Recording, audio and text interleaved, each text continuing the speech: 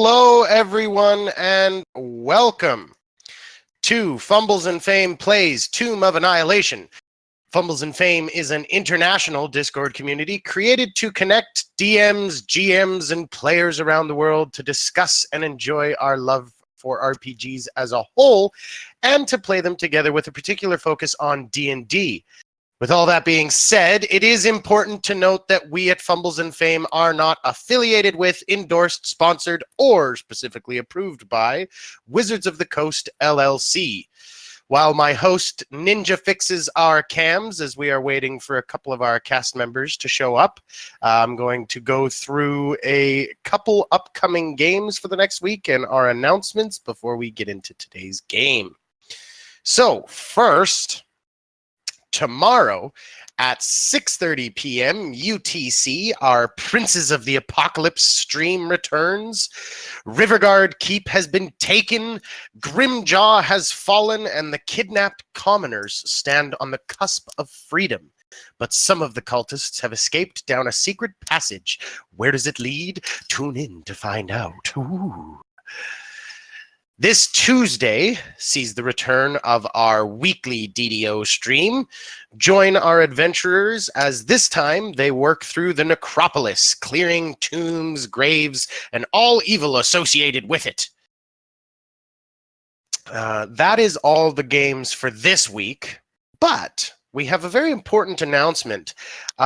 We heard you in the community. Some people have been having difficulties finding the videos of previous streams and everything else. So we have the solution. We have begun to finally upload/re-upload all of our previous games to YouTube, not split up, but full episodes in all their glory. They are slightly edited, but we only remove our breaks and or any technical mishaps that may occur, so you don't get anything but the great stories and all the fun. So far, we have most of Curse of Strahd by Cation up, and that will be uploaded every Wednesday until that's caught up, at which point, after that, Horde of the Dragon Queen will then be being uploaded in Curse of Strahd's spot, and Tomb of Annihilation by me will be dropping every Thursday to get you all caught up. So you can catch all that there. Another announcement that we have specifically for our Discord is that we have opened our Bards College, where there are plenty of places for you, our wonderful community, to show off. Whether it's the College of Color or the mysterious College of Nexus, there is a place for all creative paths. Finally, don't forget to utilize our loyalty system. For those on PC, when you hover your mouse over the bottom right corner of the video, you should see a very small box pop up. And you can click on that, click Redeem XP, and you can give the party or me lots of things. By all means, give me some things, because I'm tired of the party getting all the love. For those on mobile or tablet, you can look for the little puzzle icon somewhere that allows you to get to the redemptions again, and you earn these simply by just watching. So spend, spend, spend. That's the games and announcements for all this week. Tried to drag out as long as I could. The game must go on. You can keep up with all of that info and plenty more, like I said, by joining the Discord and following us on Twitter.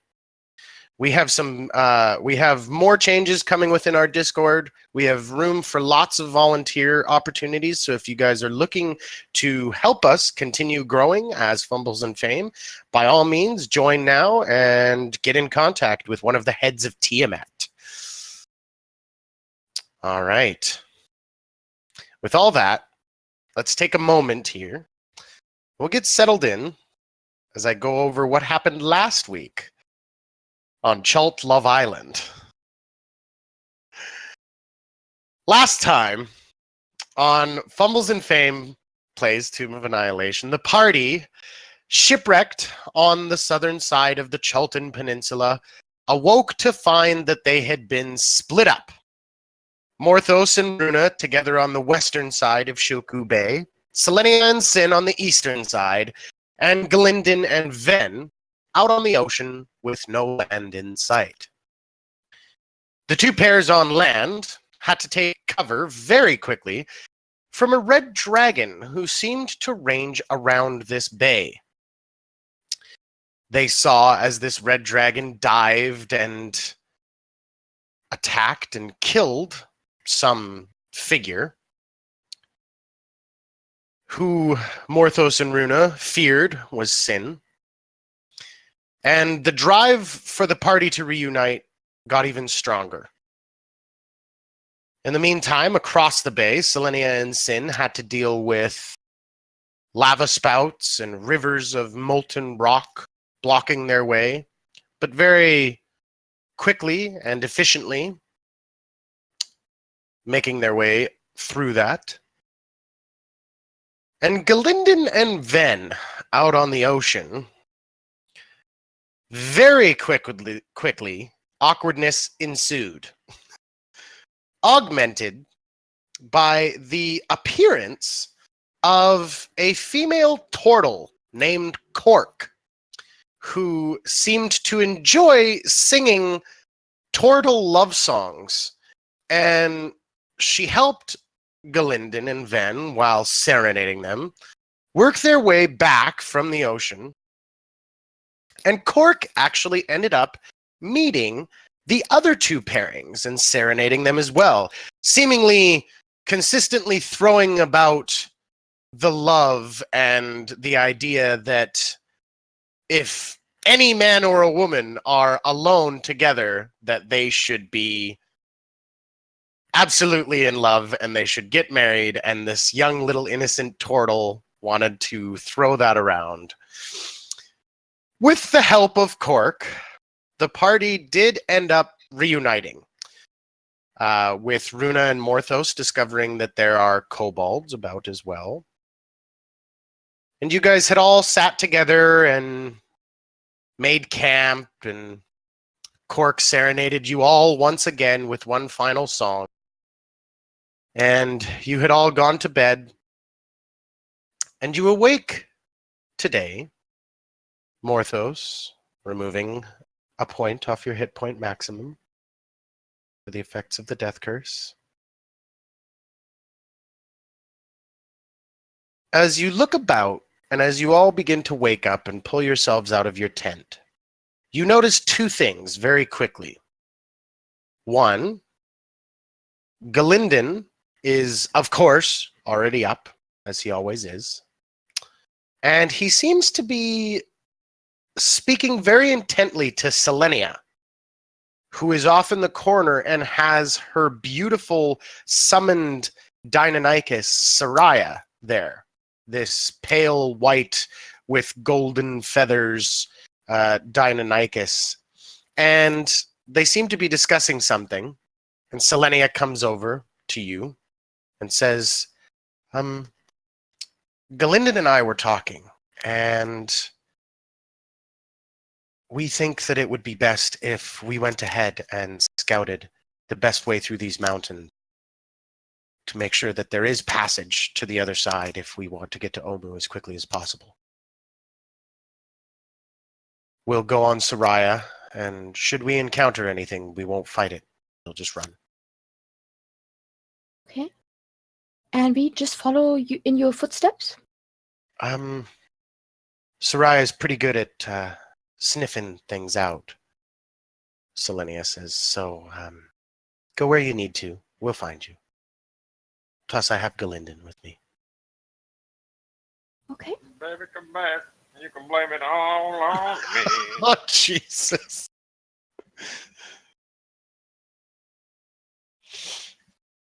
That was actually pretty smart of them. Because we could be walking into another giant T-Rex for all we know. And you should be careful because there are kobolds here. And just like the goblins, they are a bit different here in Chald, it seems, because they have wings. So do remember to look up on occasion to see if someone or something is lurking in the treetops. At this point, Galinden speaks up and he says, well, you know, I'll be running in the treetops. I'll take care of her. And Selenia says, All right. I don't need you to take care of me, Galinden. And it's this kind of, oh, shit.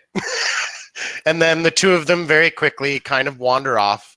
Selenia gets on Soraya, Galinden scrambles up a tree, and together they run off, leaving only 4 of you behind. And I do say only 4 of you as you look around, and Cork is not there. Where's our singing friend this morning? I said, looking around. And stretches and goes, oh. That was quite tasty. I'm just kidding. I didn't eat Cork. Didn't you adopt Cork last night or something? You're right, I did. She's my little homie. Wherever she is, fist bump.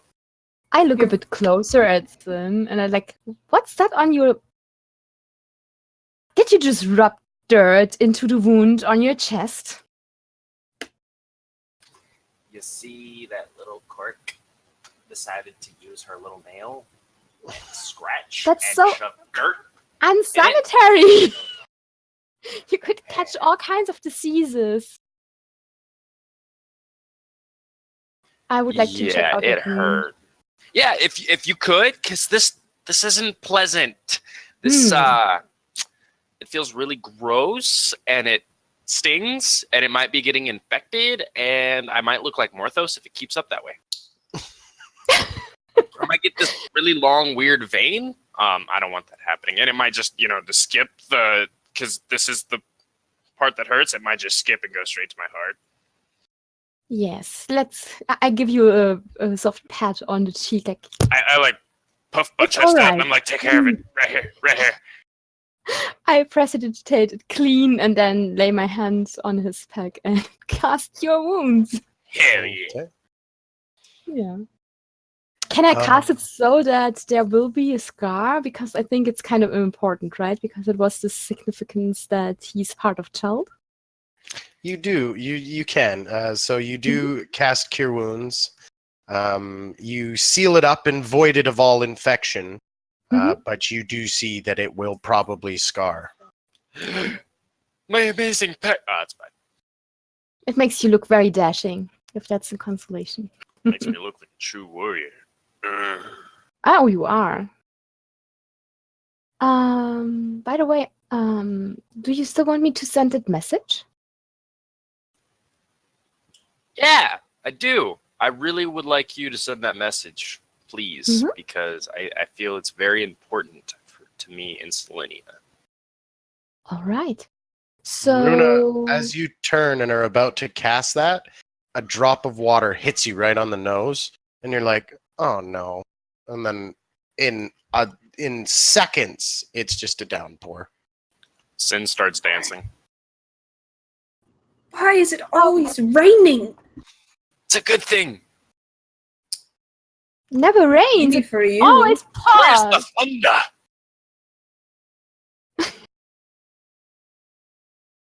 All right, so go ahead, Runa. I let them describe the Lord Dalamas Rayburton, and then I'm going to cast sending and send the message they want me to send. Okay, let me see something here.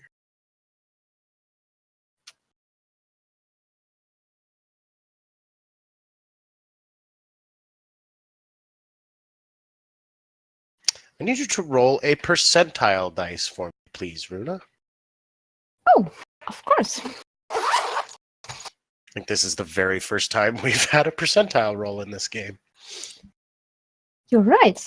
I think you're right. 85. 85. Okay. So what is your message? It's one of the pins in our chat. The message is... Wait a second. Let me just recheck that. Yes, there's chat. Okay. Yeah, but if I started with I had a dream, that is weird because it was not I. Sin had a dream where Selenia and he fought a serpent out of a volcano. Is that a prophecy? Why? How? All right, so you send that message away, and you wait the kind of awkward moment of, it's like waiting for a text message. And you kind of sit there, and then all of a sudden that kind of ding in your head kind of tells you that there's an incoming message back. Mhm. And all it says back is tell them to have faith. How does the voice sound that responds? It's this very, very kind of deep baritone, very comfortable, not under duress, very, very fatherly. Okay. Can I ask something weird? Sure, I love weird Does- questions. Does this sound familiar? Because way back, somewhere in January or February, Runa had a dream while they were traveling towards, I think it was towards Firefinger. It was very early, and she had a dream of the city with the tower and a figure with wings, and then it was not Selenia but someone else, and she heard a voice, and the city was, I think, drowned by a wave. Is the voice the same voice from that dream? The same as the voice is the exact same. That dream. Ooh. Okay. Because Selenia said it might have been her mentor that Runa saw in her dream, so okay. I fired it away. I said to Sin, the message was received, and he just told me to have that you and Selenia need to have faith.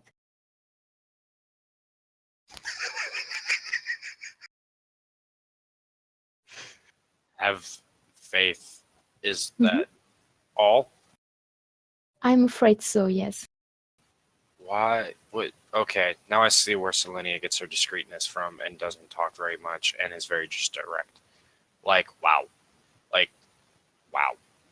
That doesn't help at all. Okay, I'm gonna go hunt for food. Would you like to tell me about your dream? Maybe I can help. I'd rather sit down and talk to everybody about this dream because it affects everybody. Yeah, then go ahead and tell us. Yeah, for the most part, everybody's there except for Glyndon. We could even talk and walk, I say, shouldering my backpack. Where do we walk to? They just said wander around. We have no idea where to go. I get We out can the go in map. circles around the camp. Just walk around the circles. Well, All these Galen squares make a tells us circle. almost in this direction when he used He the did amulet point. last time. He did point. He did. And we do have the map, and we know I'm a just map. about where we need to go. Shall we walk? I say we shall run. I don't run. Oh, Do you see this outfit? I can't fine, run fine, in this. fine. Hop on my back. I'll run. Fine. Okay. So do you she walks up to you and kind of stands waiting. I kind of crouch down, wait for the little girl to hop on my back. She's a tall girl, okay? Oh, She's okay. 5'9". Little to me. Alright, so she climbs on your back. And probably slips a little. Okay. Okay. Once you're comfortable enough in Sin, you stand up. Then you find yourself kind of staring at his neck. Shit, I didn't think of that.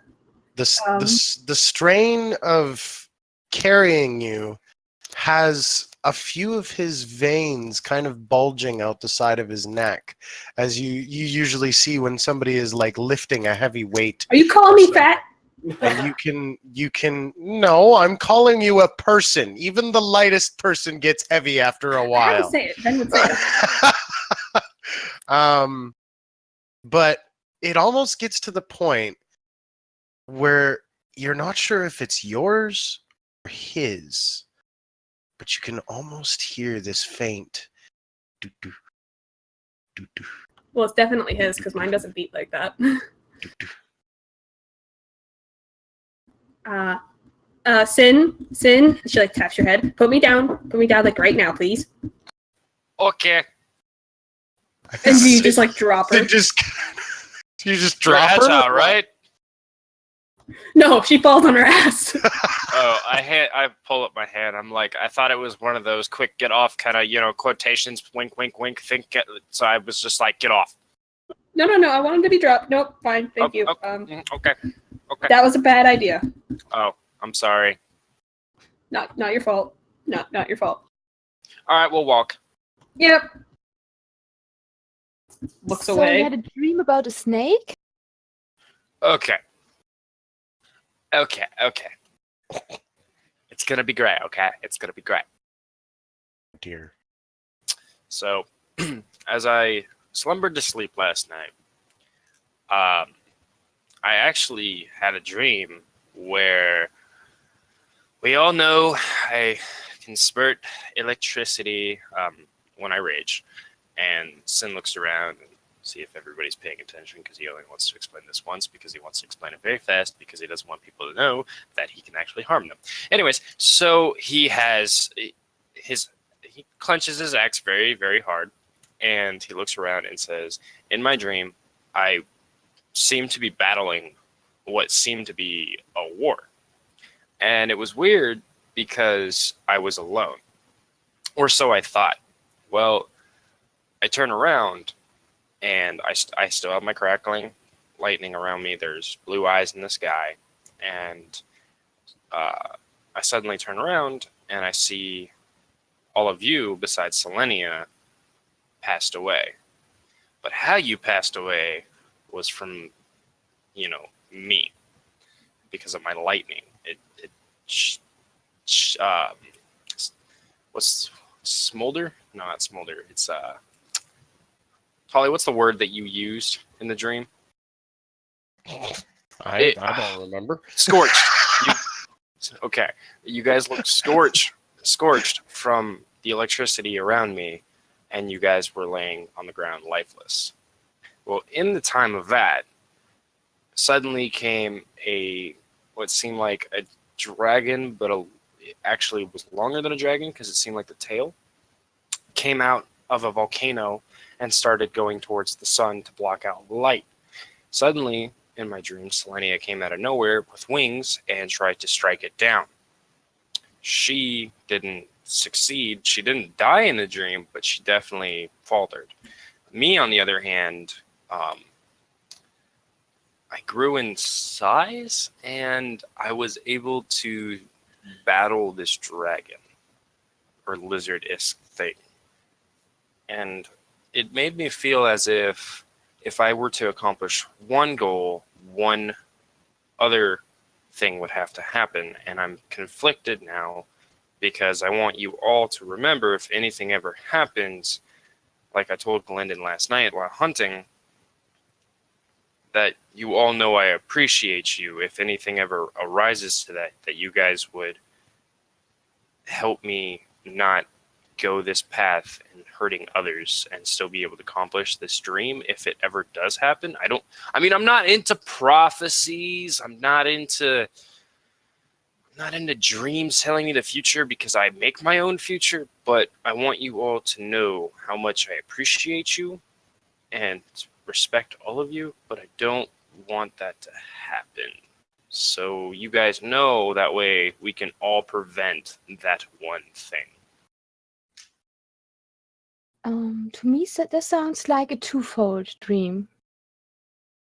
In a way, I think there are two parts, right? One part is Selenia battling the serpent or whatever it was, or dragon. And the other part is your lightning striking someone down that you care about. That sounds more like... you did tell us a little bit about what happened in the past, that last day when we were having breakfast at Kaya's. Could it be Yes. that this is your subconscious and your guilt talking? And I mean, in a battle, you hit me with lightning when we have been fighting more than once. You almost Exactly. killed me with lightning. Yeah, and you. Sin kind of like looks away and he's just like, I'm sorry. You're forgiven. Marthos just starts patting your shoulder, Sin. We forgive you. You are our friend, and we know that you don't do it on purpose. Right. Well, No, not There- not right. And I hold your arm like, this is important. We what forgive about you. the dream Selenia had? The dreams Selenia Or- had Was it? about the you- city. Yeah. Was it you that had the dream or Selenia? We both had the same dream. Okay. What about that dream? Like it almost sounds not similar by any means, but that there's a reoccurring dream with wings. Yeah. I mean, it is part of Selenia's nature. Her celestial heritage gives her the wings, right? Yes. Hmm. And it was blocking out the light, and that is what Selenia's kind of all about. I mean, like I said, I don't believe in prophecies, nor do I believe in something telling me a future because I make my own way. Do I necessarily believe all this will happen? No. Do I want to stay aware? Yes. And because of the dream, I'm definitely going to try and not get so angry in these fights anymore and cause less harm.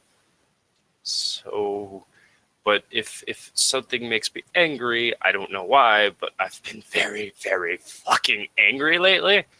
Fucking angry.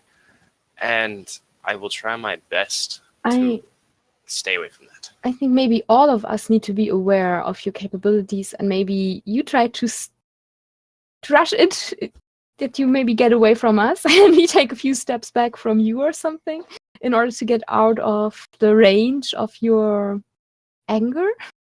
Also, I'd like to make a very prominent thing that needs to be known. I don't always feel like myself.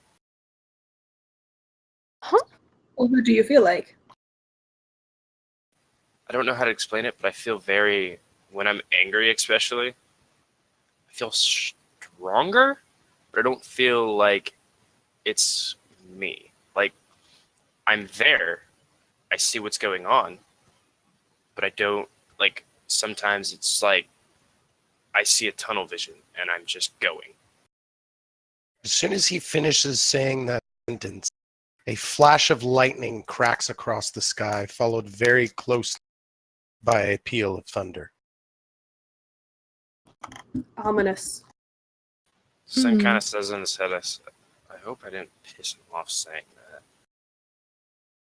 Can I do a religion check or something to see if this is some form of Possession. possession? Yes. Sure, sure, by all means. And if I can recognize the serpent and the symbolism of the dream. Okay, okay. Mhm. Should I do 2 checks? Yeah, do 2 checks for me. Okay. Okay. The first one is an 18 for recognizing the symbolism of the dream. Okay. And the second one is a 15 when it comes what I know about possession. Okay. So the symbolism of the dream, there have been tales that you have read back when studying in the church of snake-like beings, Yuan-Ti, who you've encountered once before. And they resided in the high moor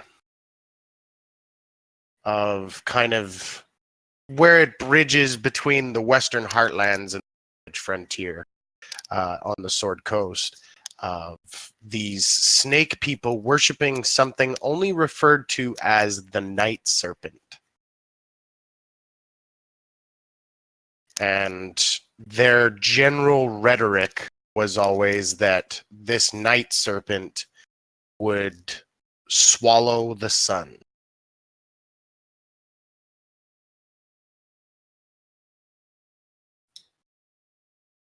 I would, as I recall that knowledge, I would relate it to the party and say, maybe maybe this creature does exist, and it would make sense for Selenia to battle it because she is a servant of Amunator, the god of the sun. So they seem like natural. If there really is a night serpent that is intent on swallowing the sun, that seems logical that a paladin of the sun would battle a creature such as this. Right. I've never seen one personally. Okay, and then the Yeah. 15 for the knowledge on possession. Mhm. You know that generally, if a person is possessed, they don't come back from the change of behavior. Generally, if somebody is possessed, that person stays acting different because that personality has taken full control. And so you're thinking about this and you're kind of, and there's just, it's not like an evil possession. You're not sure whether it's just this island playing tricks on Sin. You're not sure whether it's just Sin changing or whether, there's a lot of things still mysterious about Sin. There's a lot of things that you still haven't figured out what drives him. For the most part, he's just been this big lumbering thing that you bring along because he swings an axe hard. And you found out about his wife and everything else like that, but there's still a lot that you don't know about him. And I know that he prays to Talos every morning. You do know that he prays to a god, yes. But with a 15, you don't know much more. I see. I think to go back to the dream symbolism, as I said, I think it seems logical that a paladin of the sun would battle a creature like that. Or maybe if the UNT are fighting or are worshipping this, maybe this serpent is just a symbol for the UNT. Although, isn't it weird that you has not heard of this before? Dreams about it. So this seems like an important and prophetic dream, right? Oh, And important, very. Yeah. And if it comes to possession, I'm not sure. You don't show the normal signs of possession, like if you're possessed by an evil creature, like some form of spirit or ghost or, I don't know, demon or something. Because you do seem like yourself. Yeah, maybe. I don't know another word for obsession. That's just what I've heard walking around, people talking. What I'm learning from everybody is maybe it was quick to judge on that. I just feel slightly empowered at times, I guess I should say, as if godlike strength. Excuse me for interrupting for a sec, but Runa, how close are you standing to Sin? Yeah, normal conversation distance. So yeah, Okay. rather close, I think. Okay. Oh no, are you going to zap me now? For a split second, you see a second set of eyes staring from Sins at you. Just close at these his eye. pale blue eyes, and when you get a little bit closer, again, flash of lightning and a peal of thunder. And you think, oh, maybe it was just the light. Do I think that? I think totally different things. That's entirely up to you. Are you sure that you're not being called to be a cleric or something? I say, staring at Sin's eyes. I mean, If you I'm not the healing type, if that's what you're insinuating. Hey, I mean, I'm healing you, but that's not all clerics do. From what I've gathered, I've only seen clerics heal. But No, you haven't. We've discovered Sin's a classist. Sin's a classist. I mean, my memory is also kind of terrible. I'm sorry. But I How have can no you clue. forget me wield a spiritual weapon cleaving a dinosaur in two? Or speaking, it's scaring Because away to a be horde fair, of during that giants. dinosaur, I kind of hurt you, and I kind of just went ragey, and I was just like, ah! So my memory is hazy on that. Morthos is stoking the fire, like trying to keep it going right now. You're walking. I'm Oh, never mind, behind sorry. Runa, Yeah, like, what, you hyping building a her I thought we fire? were standing there the entire time. Like, you God, got now I'm on a fire? different How the page. hell does that happen? Like, how However, it's going with Morthos, us. interestingly enough, you having kind of taken point as yet again this morning you are kind of lost in your thoughts, consistently fighting the fact that you are dying slowly. You actually, as kind of Runa shouts at Sin about, how could you forget about my spiritual weapon and everything else, and Ven gets in on it, and their raised voices kind of bring you out of your stupor. You kind of look about and you realize that just ahead of you, very cleverly kind of built in underneath this very large jungle tree that sits on a little bit of a ridge, you can actually see the remnants of a campsite. Hey guys, there's what looks to be campsite up ahead. I imagine us all turning out of our argument. What? Exactly. Campsite? Yeah, up ahead. Huh. What kind of campsite? It looks Is it abandoned. recent? Okay. So you guys step into the campsite. Roll me an investigation check there, Ven. Oh, I'm no good at that. Yeah. If anybody who is good at it, they can aid you. That would be great, because that was bad. Can I also do perception? Sure. Yeah. They all seeing eye. You eagle-eyed cleric, I you. see Yeah. everything. That's a I got- 23. I got a 5, so yeah. Runa, a branch 30 feet away, you see an ant scrabble across it. No, just kidding. No, you look about, and together with the perception and the investigation, you can see that this is a fire that has been lit probably within the last 48 hours. Looking along the sides, you can actually see a couple of crates, and you recognize these crates. These crates you saw on board the Brazen Pegasus, and you begin to think that maybe some crew members survived.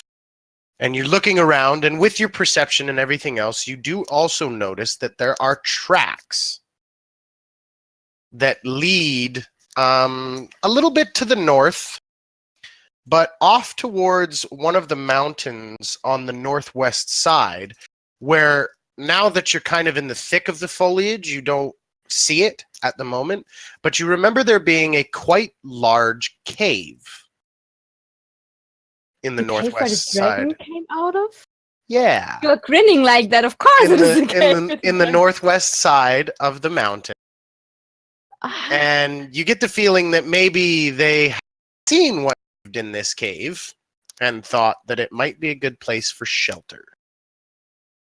uh-oh. Uh-oh. You guys. I recognize this crates. They were on board of the Brazen Pegasus, and there are track marks, and they lead toward a cave where the dragon lives. What if those poor sets did not see the dragon come out of there? Wait, you know where the dragon lives? Oh yeah, I saw the entrance of the cave. Huh. Sorry, Interesting. cocked. It's totally. She got me off my game with her singing. So yeah, there is a dragon here, a red dragon, and it was hunting. And yesterday, 2 days ago, it ate a person. And at they first, do I that? thought it was Sin because it was someone big and muscular and blonde. So I'm very glad that. Yeah, never mind. What if they are stumbling right into the dragon's cave? Sucks for them. They do have a 2-day head start on us, though. That's the only issue. Well, didn't you say you guys fought something like kobolds? Oh yeah. So maybe they got dragged there. Well, are there drag marks or footsteps? There's mostly just footsteps. Are they humanoid or like kobold? Roll a survival check. God dang it! I Where's can- Galindon when you need him? I help her, yeah. Woo! Nat 20! Woohoo! Oh, hey. We give the viewers XP for that. Yeah. Wow. Okay, so with your natural 20, I learned a lot from Galindon when we were on our own. Okay. apparently. Do tell. Well, yeah. Whoa! Sorry, I had to. Then, having had a few sips of blood and having now being at the point where you are really starting to feel that hunger,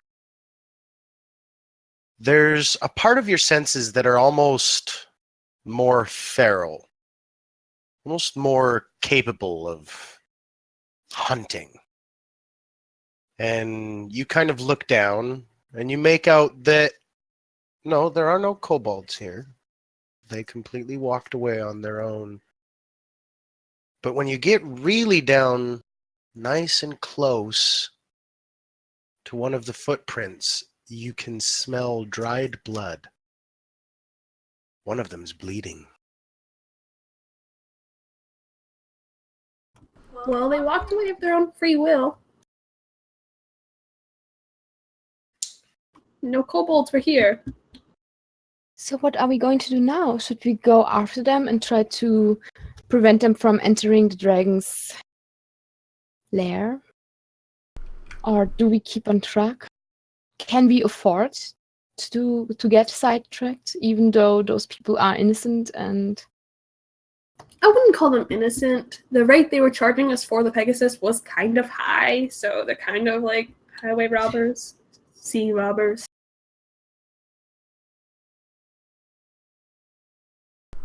A sailor's life is never honest, but still they're good people. They also have a 2-day head start. But one of them's injured, so they might be walking fairly slow. Okay. Okay. Well, we should probably trudge forward, right? Yeah, let's follow them and but let's not get into dragon fights, okay? No dragon fights. No dragon. Yeah. I mean, I would always love to kill a dragon. I'm just saying. I've heard red dragons are very strong. Yeah. Well, and they haven't fought a sin. we have No, a- they've probably just eaten him. we have important things to do, I say, and stand next to Mortis and put my hand on his shoulder. Remember? And we are on the clock, so Well, at we least it'll can't be afford to... plain if it happens. It'll be Sorry, barbecue. what? Just kidding. I'm just kidding. He won't be barbecue. I don't know where you always get your good mood from. I say as I walk into the cave.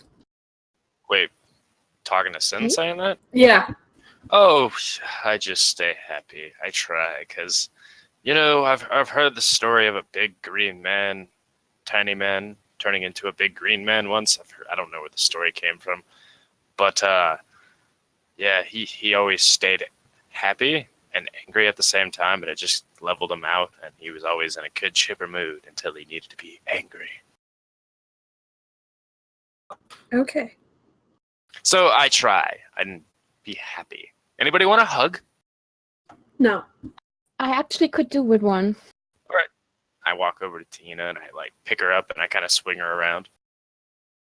I'm really glad that the dragon did not get you. I say, whisper in your ear. Yay! I know, because that was scary when I saw them flip one up and hump.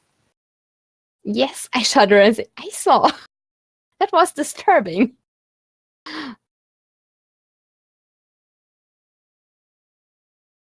All right. So travel.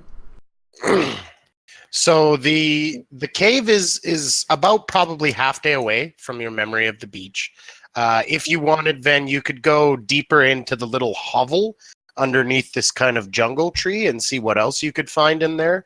But it's up to you. I have an idea. Oh no, wait a second. Never mind. That doesn't work. No, what were you gonna say?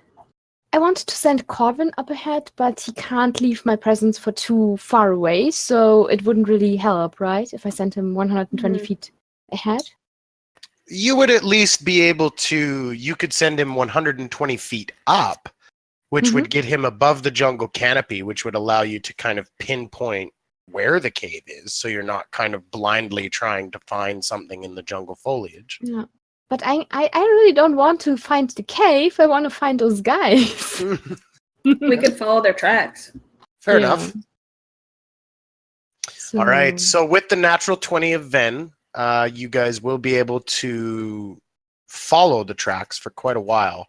And it's pretty impressive that she is following the tracks, because you would think that the rain would have washed out a lot of it, but she seems to be able to pick out certain things about it.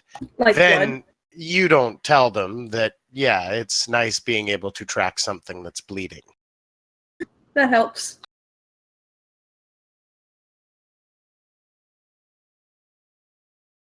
While we are walking, I would also like to try to send a second sending.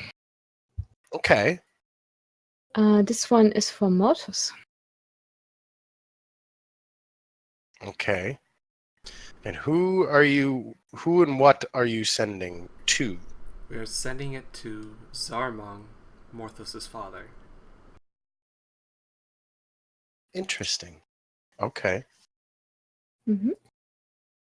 Do you So want me to roll? describe your father for the viewers and for Runa, as you kind of, your last minute kind of, okay, like he really looks like this, and he kind of like, you're desperate for it to work.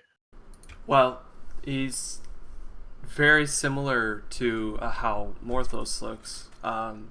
More of like an ashen hair rather than just black, for example.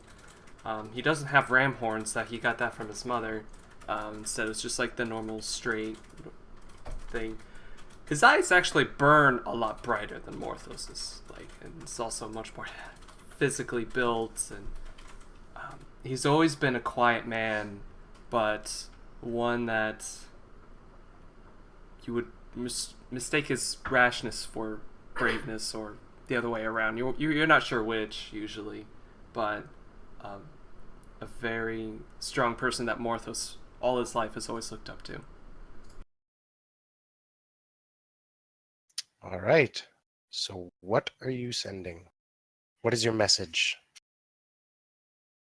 Mortus gave me a little piece of paper that he ripped out of his ever-present book, where he puts the information from the obelisk in.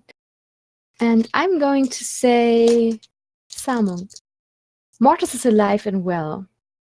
Are you what he saw in his visions? Yeah. That's it, right? Will? Yep. Yeah. All Do you want me to roll percentile die again? I do not, actually. Okay. So you send that message. You wait. You wait. And you're kind of like, oh, it either didn't work, or he's gone, or something. And then all of a sudden you get that kind of sensation of the spell having a response. Your eyes kind of go up. You listen in your head as this very, very, very faint and raspy voice kind of comes in. And it says, "Tell both those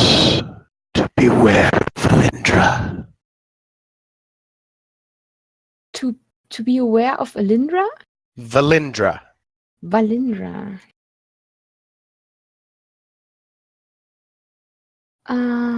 Mortos? Yeah? Good news. Your father did respond, even though it took him longer than the others to actually respond to the message. He wants you to be aware of someone named Valindra. Does that ring a bell?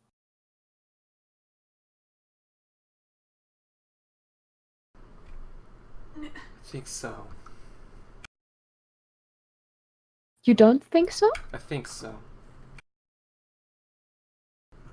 I'm gonna have to go through some notes that Tolley had me write down a while ago, just to double check. So, give me a second. Okay. It's okay. Hmm. And then you get another sensation, Tahina. Okay. What do I feel? This time, it says, I know who you are now. And I'm watching. Bring me the one who is marked, and I may yet let you live.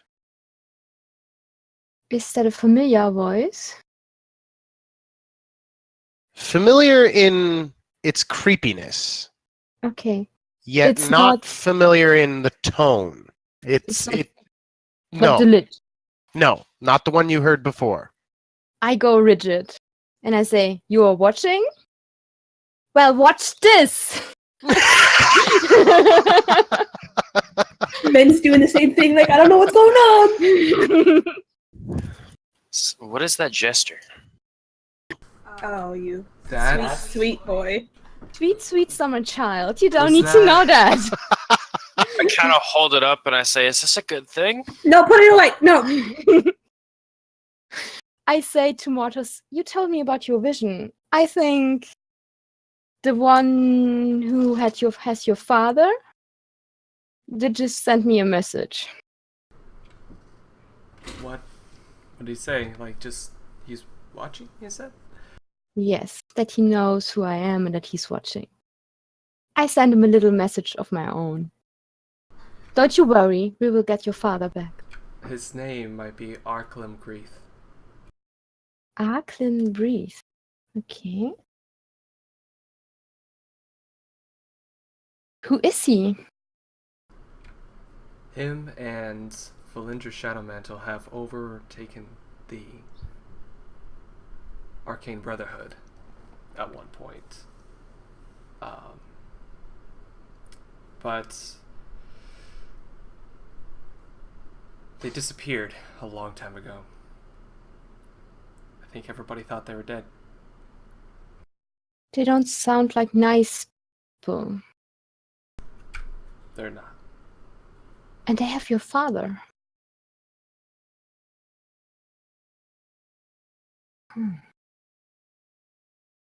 Well, we put them on the list, I say, with this pained expression on my face.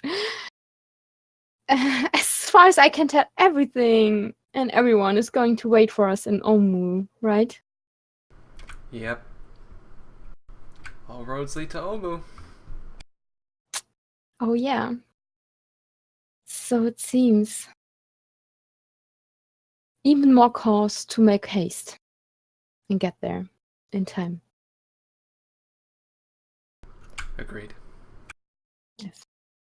That's sorry. Speaking of, are we still going in roughly the right direction towards Omu while following these tricks? You get the sensation, yeah. You remember, you remember Galindon pointing, and you also remember that from seeing the beach, you did see a break in the mountains that ring Shilku Bay, and you saw foliage there that you would have been able to go through. But you get the sense that that foliage runs right past that cave. And so there's a good chance that, yeah, you are on the right track.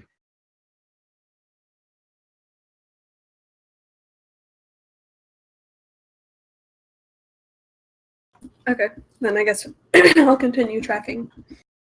Okay. As you continue tracking, you begin to hear rustling noises up ahead. Something moving quite fast through the tops of the trees. I crouch down and kind of like wave my arm at everybody else to crouch down and get ready. Get ready. I'm ready to cast a spell. Yeah, I'm also crouching down. Pressing my back against a tree, looking at Sin, taking one tree further up. Just in case you get angry, okay? You guys kind of all ready yourselves. You get your backs to one another. You're looking about frantically. And all of a sudden, very lightly, Galinden lands right in the middle of all of you. Hi, everyone. Okay, we can all relax now. It's just me. You guys are doing really well at preparing yourselves for combat, though. I appreciate that. But it is just me. Necrotic energy is flaring around my fingers, and I close my hand and release all the dissipates. shadows. That's probably for the best. Selenia, is here, right? Somewhere? No, Selenia, you left back at the mouth of the cave. Well, no, I'm asking the group. Like, Selenia's here, right? Selenia came back early? No, she went with you. No. Oh, well, we got separated to cover more ground. I would have assumed Selenia would have shown back up. Oh, great. No. Glenda. All right. Yeah. How much do you know of moon elves? I know that they're ancient and thought to be gone. Can I make a history check? Sure. Do I know what I know? Like, do I know what Nate knows about moon elves? Does like Galinden know? Yes. Okay. Galinden knows what Nate knows. So then would Valindra Shadowmantle name ring your bell? Would it? What'd you get there? Sorry, Ben? I got an 8. 8. Yeah, you don't know nothing about moon elves. Galinden, there is something about that name, but you're not quite sure what it is. It's almost as if it has come up, maybe long ago, but you're not quite sure. If a name, I don't know much, but if a name is surfaced from the moon elf race, then he was important, or she. Perhaps a leader or healer of great repute, so that the name would live on and people would know it now, since they are a dead or dying race. I have never seen a moon elf myself, so... Well, I'm afraid when we reach the end of Omu, we may find one, indeed. As a lich. Oh! Oh, she's a lich! And she's an elf. Perfect. That's great. I don't like hearing that my kin have fallen so far. We kill her when? Soon. Soon, hopefully. Okay. The sooner we I'll be there. rid of and clear everything of Omu, perhaps many unanswered questions will be solved. So, same thing with Arklam Greeth. He too is also a lich. So we best be very careful. Yeah. How far is Omu now? Probably what, under 2 weeks? You tell Something like us. You that. have the magic amulet who pulls you there. Mm-hmm. Right. That's what I was supposed to do when I was out scouting. There was something that me and Selenia were trying to figure out, and we couldn't for the life of us. And it was that. Right. Okay, I'll use the amulet. Okay, you remember, though, that amulet only is able to be used once every 7 days. Oh, it's every 7 days. Okay. Oh. And you use that last night Yeah. to see that you do have to go through the mountain and then to the northeast of your position. Last night it said 13 days. Something about that, yeah. Yeah, okay. Something like that.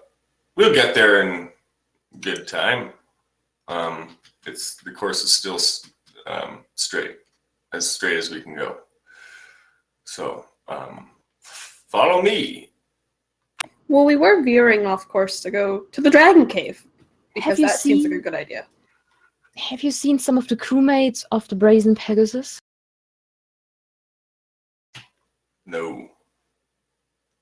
I did not see any of the Brazen Pegasus around. I'm starting to think that we were the only ones who survived.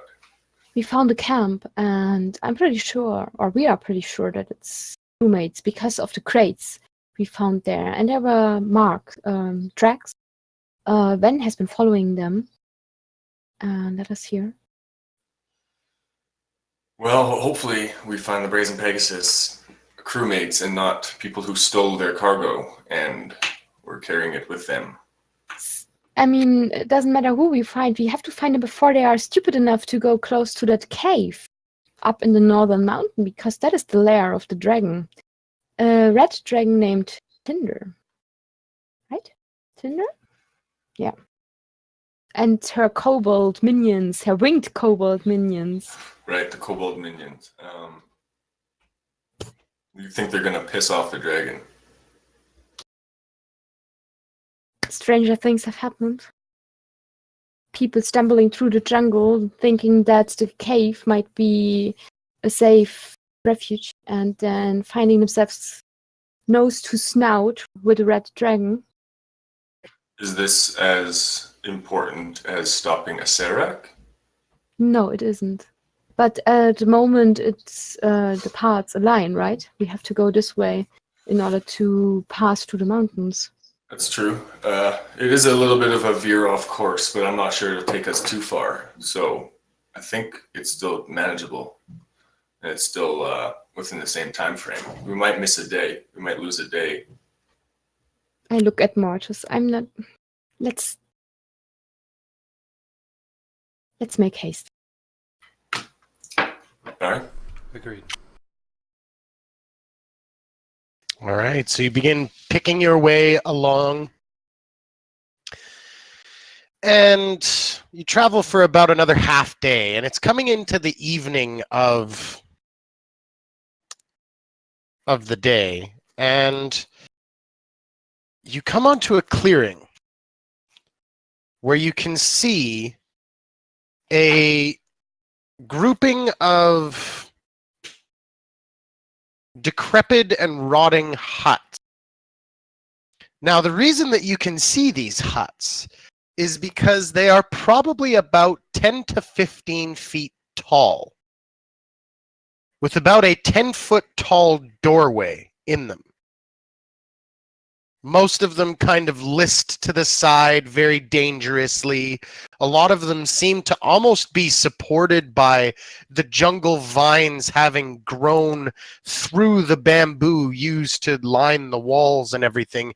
And actually, almost weirdly enough, nature is now holding up these skeletal remains of what buildings used to stand on their own feet. We've never come across anything that looks like this on Chult. Nothing this big, no. Okay. Back in the high forest, were there any sort of creatures that aligned themselves with nature so much that they would build kind of rickety, shaky buildings like this? And well, what else for one? True. And it kind of, in a way, it kind of reminds you of home, Galinden, because it's very much that style of just using nature to build what you can. You get the sense that the buildings once stood on their own, but now over years, nature has kind of somewhat reclaimed it. On top of that, as you kind of pick your way in, you see that there is kind of a pit off to the side. And as you guys kind of pick your way towards that pit, you look down to probably hundreds of bleached skeletal bones. Massive, of creatures quite large. And eerily enough, you can see that these creatures' heads, their skulls, have these two large tusks that come out from the front of them.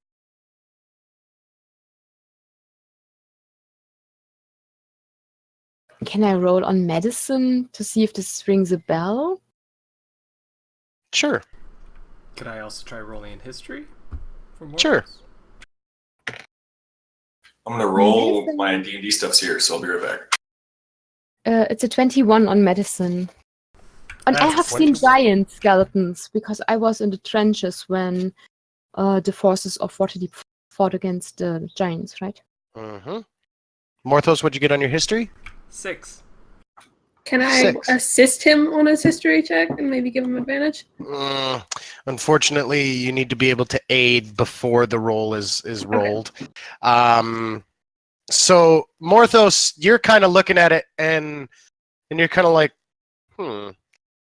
But Runa, the anthropologist in you comes out, and you kind of very quickly, you almost use your shield as almost a slide. You kind of put it down and kind of hand slide your way down, very, not fearful at all, because if it's just skeletal undead, I can handle those myself. And you kind of get down and you kind of begin to feel and touch the bones, and you kind of look at the bones. These were large creatures, quite large creatures. But they were not giants. Okay. And you remember reading your adopted mother, Rika, would... You remember a bedtime story she would tell you as a child about the elephants of Kalimshan and the huge tusks and long noses that they had. And you think for a second that these are them, but then you look at the skeletal remains even more, and you actually pay attention to them, and you get the sense that these were not regular animals. They may have been large humanoid elephant people that walked and talked on 2 feet. Hey, you guys! I yell up. Mm-hmm. We have seen Cork, right? And we saw those tabaxis. Do you think that there are elephant people in Schalt? Because looking at the remnants of ligaments and the bone fissures here, and I point out several things in the skeleton, that seems to me like there are anthropomorphic elephants here, or were at one point. This is Schalt after all, so it's not outside the realm of possibility. This is very interesting and fascinating. Do you think their bones burn like the rest of them? Like the rest of them? Like everyone else's bones, we need to get rid of these bones. Before they try to kill us.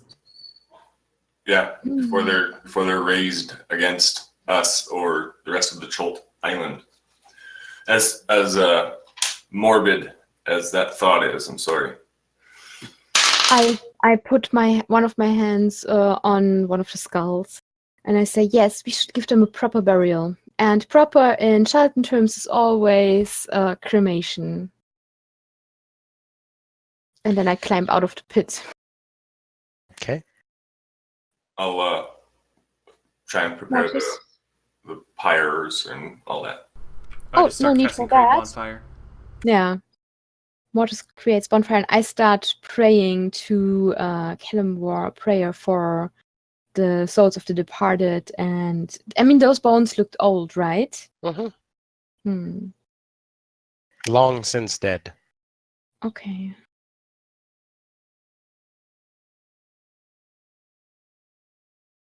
Yeah, so I just do the proper burial rites.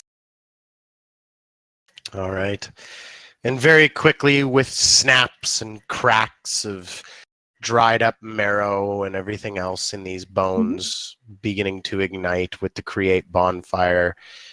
You guys burn away the last remains of this strange people or things or whatever they are, and you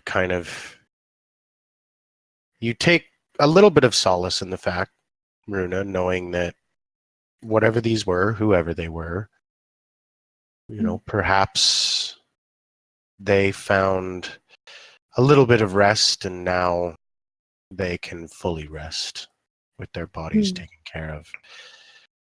However, the amount of smoke that is being thrown up off of this pyre has seemingly attracted the attention of something as you begin to become aware of these wing noises, this kind of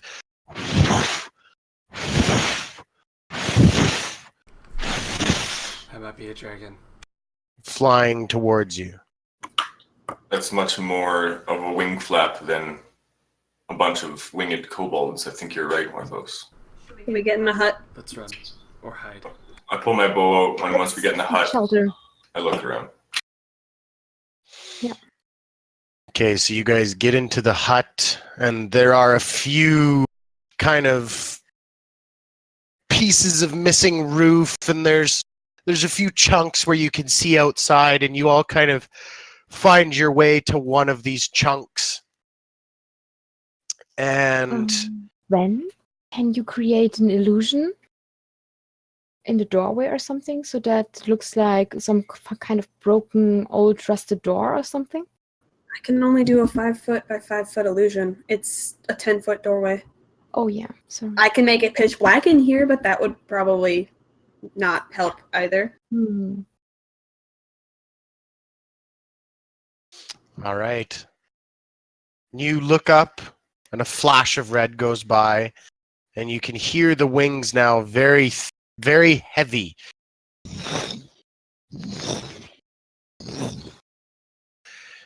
And you kind of peek out, and there you can see floating above, kind of keeping itself aloft, is this red dragon. Now, it doesn't look really big, which is kind of a good thing. You kind of look at it and you go, okay, this isn't like a big dragon, but it's still a dragon.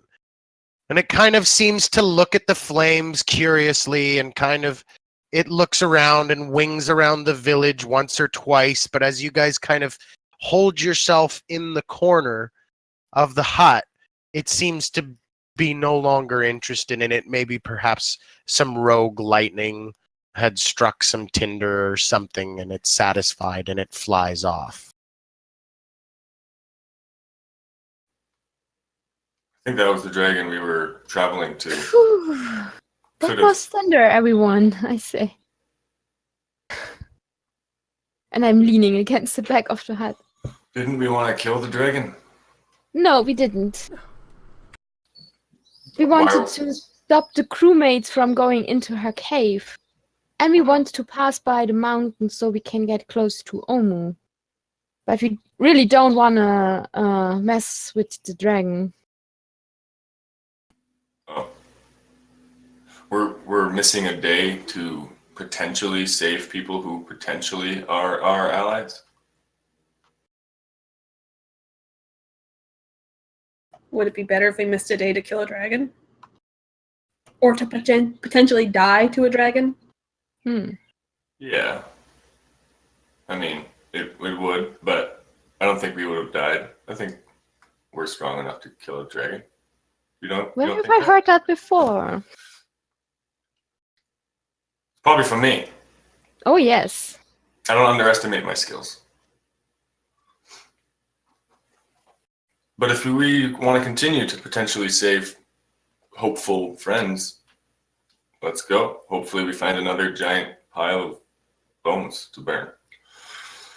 So we can get rid of any potential undead along the way. Morthos, you have, how long do you think? Over a month, probably. Okay. What's one day?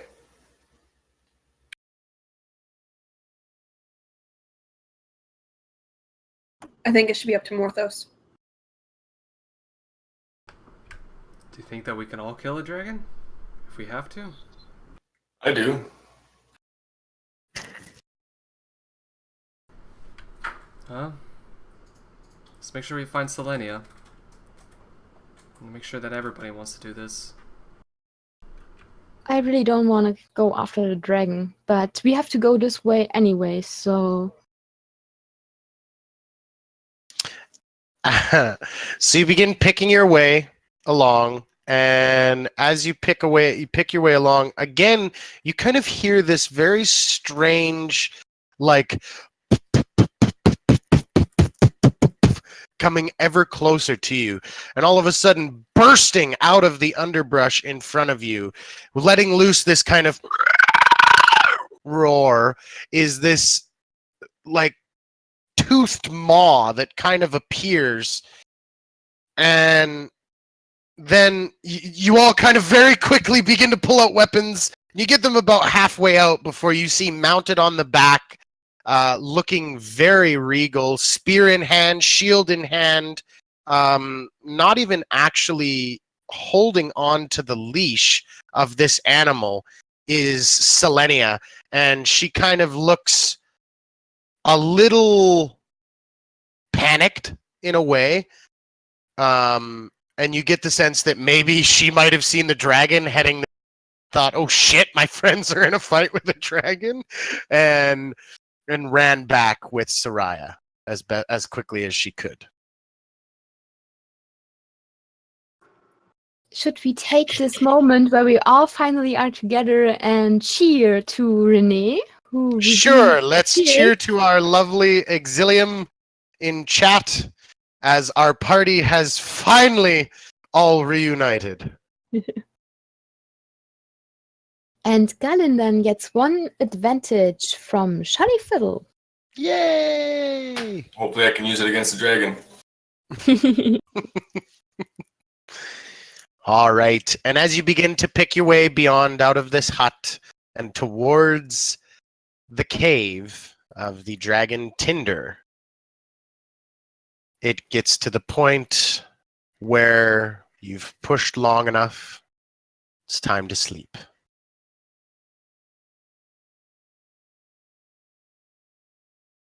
Kevin, if I wanted to know more about dragons, would that be in a nature check, or are they not nature-based? It's a little wishy-washy. I'll allow you to make either a nature or arcana check, whichever one you are better at. I'm trying to discern its age, if that's something I can do with nature. But Sure, yep.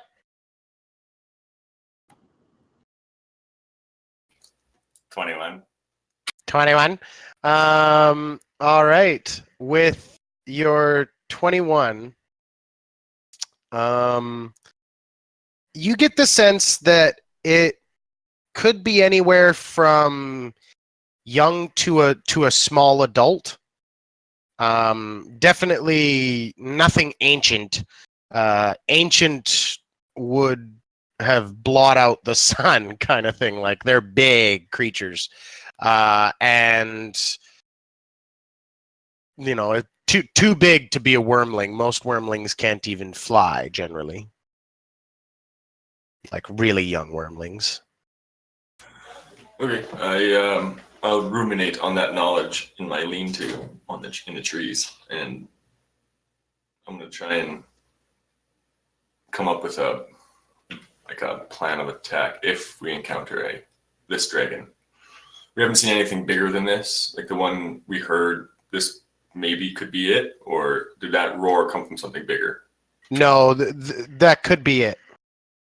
Okay, yeah, I'll be up in my tree if you need me. All right.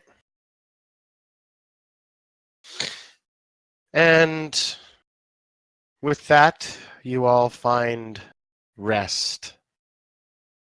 Except for Ven. You're having a hard time finding rest because you're so damn hungry. Is it possible that I'm the one on watch right now? It's entirely plausible. Because I do tend to take a watch. Yes, you do. Generally, you take the last watch. Because it's the darkest. Okay, well, what? I'll wait till my watch then, and when it rolls around, I'll get up and try to find something to eat, preferably not my party members. Okay. So go ahead and roll a survival check. That's wisdom, right? 15. 15. You begin picking your way out as quietly as you can.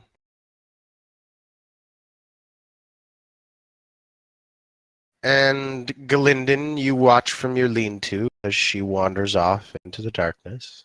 Can I follow her? Are you following her on the ground or above the ground? Or in the Up- trees? Up top. Okay, roll me a stealth check. Stealth of 15. 15. Okay, then as you wander around, you get the sense that there is something above you. You're not quite sure what it is, though. Just something, maybe just creatures. Can I use Mask of the Wild up here? Yeah, you could. That just gives me advantage, right? Okay, so re-roll your stealth check. Yeah. 15 was better.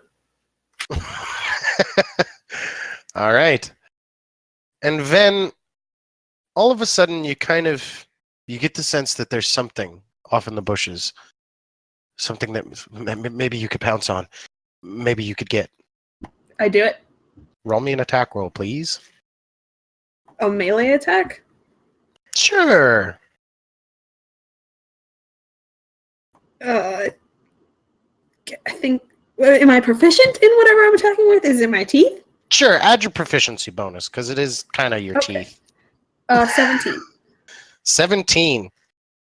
Okay, you lunge into the jungle foliage and you hear this horrendous little as whatever it is you kind of grab onto, and you immediately sink your teeth into it, past the fur of this creature, ending its life with a sick kind of twist as well, which you know is enough that is going to kind of work the blood out of the system, and you kind of massage and squeeze the body of this thing and kind of very just, it's so good. It's so filling, and you immediately feel better. What As was it? you drain the life from this thing, and you bring it off of your mouth. You kind of wipe your mouth and you look at it, and it looks exactly like a prairie dog or a gopher, except for it has a singular spiraling horn coming out of the front of it. You made me kill a unicorn creature. Anyways, she's gonna kind of like look at it, be like, and just drop it. Like, whatever. Can I I guess- shoot it out of the air when she drops it? Like as she drops it, That's gotta be a really good shot. Make an attack roll. do I get that advantage from Shoddy Fiddle?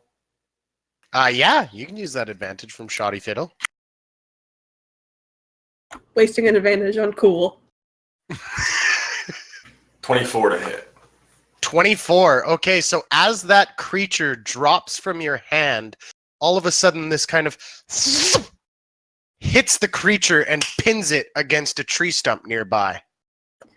I don't like people watching me eat. I head back to camp. Okay. You She'll hear no wait and then you hear follow. no response, Ben. And then you begin kind of working your way back to camp as well. You look up as you kind of come into camp, and Galinden's there, just resting in his lean-to. You're not sure if he's awake or not because he kind of creepily trances with his eyes open. So it's always this weird, like, is he sleeping or is he not? I don't know. But he just seems to be staring ahead. And at this point, you kind of finish your watch.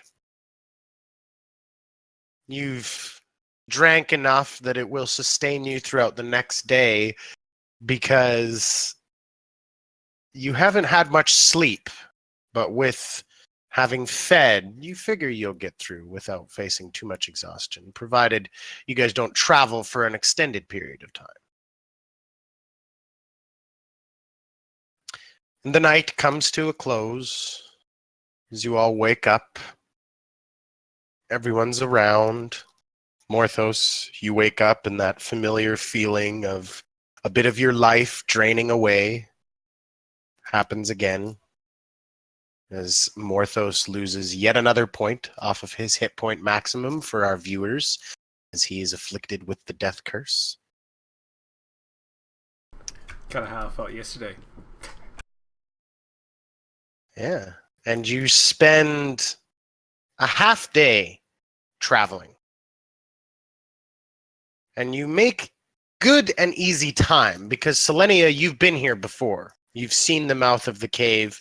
You had tracked with Soraya up to the mouth of this cave and had actually thought about going inside, but then you were kind of like, maybe not. And you had begun to you had worked your way down about a good maybe mile away from the cave, but enough that you could still see the better part of it.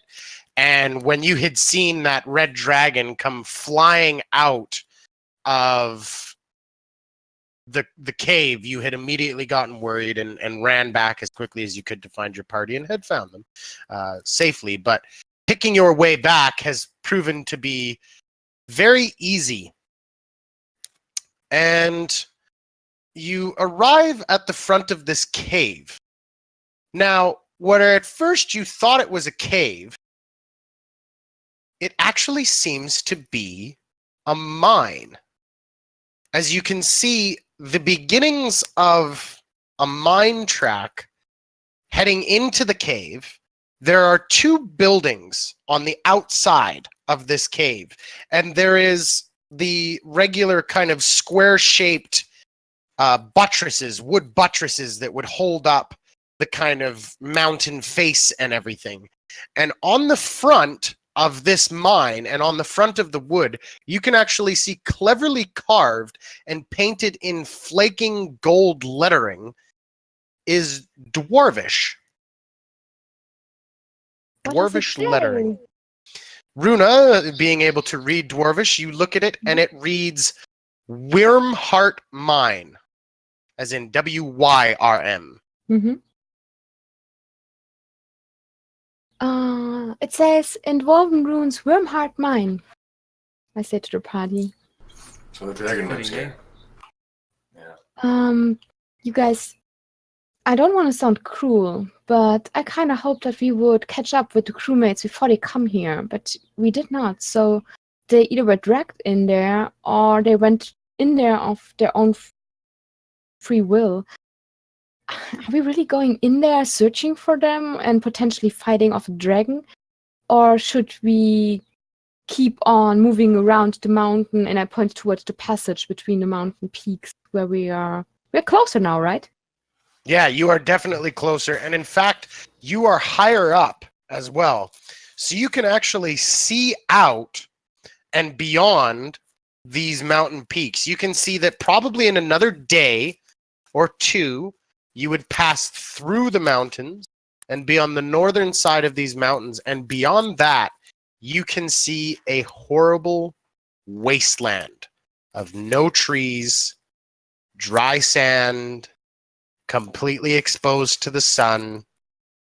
That's going to be horrible. Oh, wait a second. And no trees means no cover from a dragon potentially flying overhead, right? And picking us off while we sleep. We made it here. We might as well go inside and try and find whoever's camp you found. And if we run into a dragon, let's not run from it, but fight it head on. We got much bigger things to fight later on. This would be a good test, at least.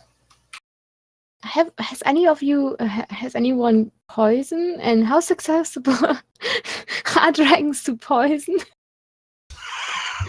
If I roll a nature check to the most deadly kinds of poisons, and if there's any dragon killing poison. Sure. I mean, I How have to get- this, and I'd be like Roll- a puff of poison spray in front of me. Okay. Has someone read a book about how to get rid of dragons in 10 steps or less? I mean, I've read plenty of books. I've just lived Yeah, me life, too. and that's kind of my book. I don't rolled even know what a 10 book on my is. dice. A I 10 have on even your a scroll about with me how to get rid of necromancers, but It's- dragons it's- are not my. If it's It's nature, really- it's 16. It's but- really too bad you guys don't have the old Adam West, Batman, and Robin nearby, because those guys had repellent for everything.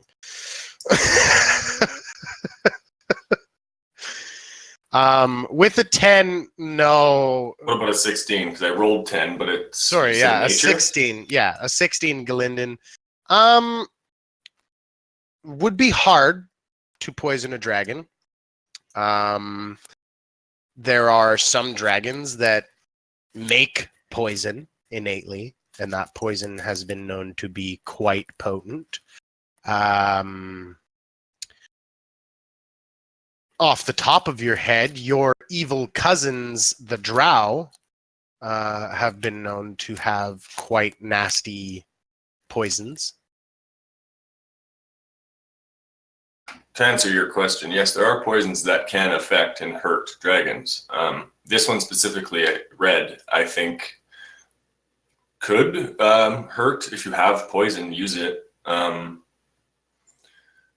don't have poison on me. I don't Same really here. do I with the don't poison, but I could use some of my archer abilities to maybe slow it down if possible, or that shot that you guys saw against Nanny Poo Poo, I can do that to it and it'll take poison damage. Okay. Yay, somebody said Nanny Poo Poo again. Poo Poo. Best name ever. Sen holds up his axe and says, I'm always down to kill a dragon. Fighting a dragon's usually a once in a lifetime opportunity, so Exactly. And, I mean, hey, we've got a lifetime, right? some less than others. Yeah. Well, for you, at least you'll say that you had a glorious defeat. Would you like the shovel now or later to keep digging What that hole? are you insinuating, Sin? I'm just trying to give him some happiness in some grim reality. This steals my resolve. I'm like, if Mortis wants to kill a dragon before we go to Mortis, then he damn well will kill a dragon. And I grab my knife, let's get on it! I just look Because over at to least Sin. I could go back Good to job. my island and be like, hey, I killed the dragon. That's good. Yeah, keep fueling that fire. You're pissing her off. Keep doing it. Yeah, this is gonna make it go in a lot quicker. Keep it up, bud. You do realize this is not what we are here to do. We are here to defeat an I know, but archnid. it's just like, And what the if this dragon Curse! actually impedes us from getting off the island? What if it's Serac? This is a Serac's pet, and he calls upon this dragon to help him. Let's kill the dragon, I say. We're dragon slayers. All right, so you guys are charging into the cave, ignoring the two buildings on the outside, having riled Runa up to the point where hell hath no fury except a cleric who wants to kill a dragon. And with that, we are going to take a quick 10 to 15 minute break as we head into the dungeon known as Wormheart Mine. And hey, for you viewers, what a better time to tune in than when Tomb of Annihilation is actually going to be playing Dungeons with a Dragon! Dun dun dun. I All wasn't right. ready for that at all. Hobbit. All right, so we will be back, folks. Please stay tuned. You don't want to miss what's about to happen. See you in a bit.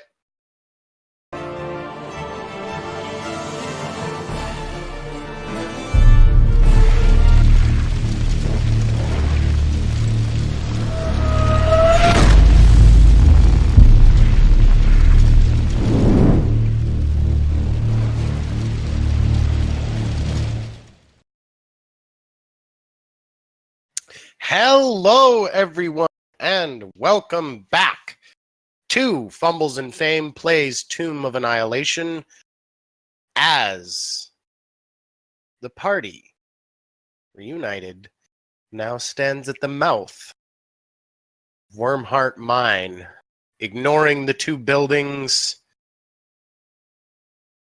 wandering right in to what they can only assume is the dragon's lair. So, you wander in, and you come to the entrance of the cave mouth. This entrance has a mine track coming out of it. And you can see that the tunnel branches off in a couple of different ways.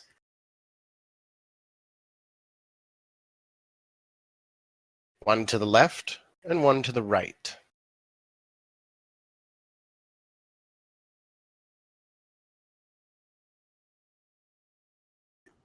I look at the tracker one and say, well, which way? Do your elvish eyes see? Same as your human eyes. You have dark vision. I highly doubt it. I have dark vision We too. have the same eyesight. Hmm. Can I'm gonna do ask not have Soraya dark if you can vision. smell I have not anything.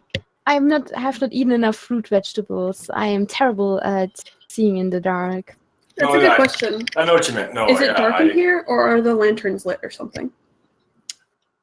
There is light coming from deeper inside the mine.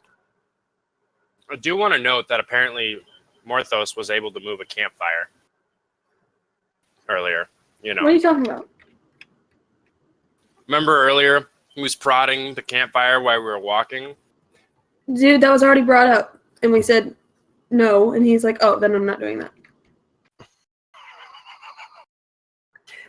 Can I ask Soraya if you can smell anything? Soraya seems very apprehensive about entering this cave. Well, it investigated smoke, thinking that maybe it would find food. Perhaps we could lure it out with the same technique. Smoke it out, as it were.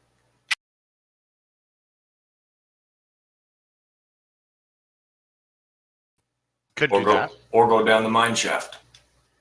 Are there any carts on the railroad? On the yeah, the railroad, the rail. There are. Are there? Oh, what happened now? I think Tolley's just resetting his camera. Ah, okay. Apparently. At least you guys can still hear me. I'm having some camera difficulties, but at least you guys can still hear me. There I'm are carts on the track. Now, these carts are intriguing. Because the carts themselves, the front of the cart seems to be taller than the back of the cart, but it still sits level on its tracking. You can see that the cart itself is held in place by a block under the wheels. The cart's metal box is still solid, but one of the axles is broken, and it does seem to have like a handbrake on it, but this handbrake doesn't seem to be that great. I had a thought. Does someone can someone magically mend broken objects? Because I'm if better we at can, breaking them.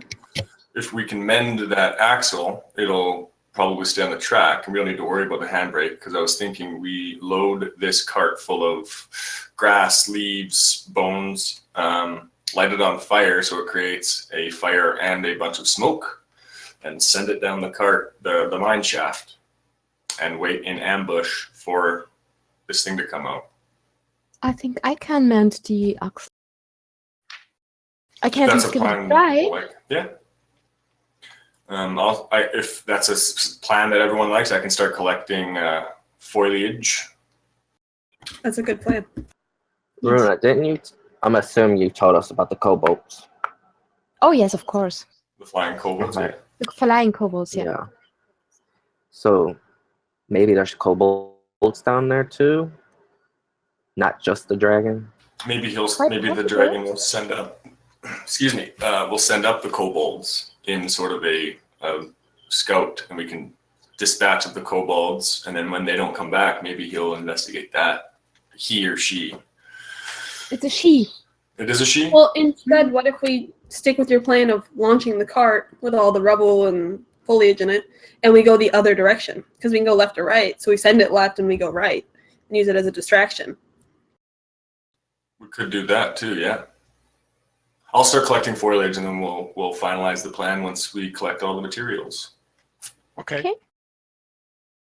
I'm gonna convince Soraya to come. Soraya trepidatiously will come with you.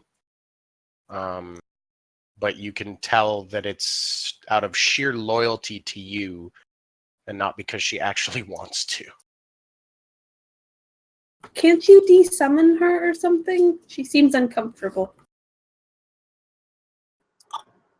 I mean, yeah, but it's not like I forgot what the raven's name is. Corbin. Corvin. Corbin. Horvin. Mm. It takes a much longer time to summon her back. Oh. While I'm collecting just the thinking- foliage, can I look in one of the buildings for maybe wood? Maybe they got Sure. firewood. Which one would you like to look in? The left or right one? Right one is a bit bigger. The left one is smaller. Well, Mordor's to the left, so I'll go Wait, to hold on. Are we all in the inside the cave and you walked out together? You're in like the mouth of the cave. Okay, I just didn't want one of us to go off alone completely. No, I'm sure you guys can see where I went. Mm-hmm. There's a bit of a kind of a path and everything else. So you're going to the left building, you said there, Galinden? Yeah. All right. So the left building, you can peek in through the windows that are mostly broken, and there doesn't seem to be anything of use inside. To actually get inside, though, you'd have to break down the door because the door has been so swollen shut by the consistent rain that falls on this land. Can I check the right building, the bigger one? Sure. This building is made from closely fitted stone and has a tile roof but no windows. Portions of the wall are crumbling where tree roots are pushing the stones apart. Gouges and scars show where someone tried to hack through the heavy door with axes but gave up after making little headway. Are there scorch marks anywhere on this building particularly? There are not.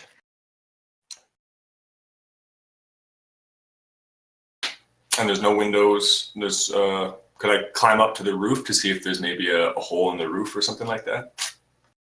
Sure. There is a door to this building as well, but it too is also swollen shut. Like the last one. Mm-hmm. Yeah, I'll see if I can find a vantage point from the roof. Yeah. Can we see him scrambling up the building? Oh yeah. Okay, just want to make sure. No, you 100% can. I'll call back and I'll say if they can hear, if they're close enough, I'll just call back. The doors are swollen shut.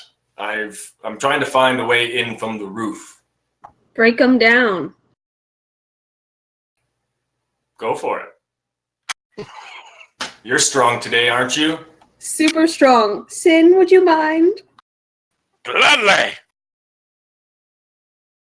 All right, Sin, which door are you breaking down? The right one. All right, so as Galinden climbs the roof, you head over to the door. I need you to roll me a strength athletics check, please, Sin. Both of them? Well, athletics. Okay, I wanted to make sure.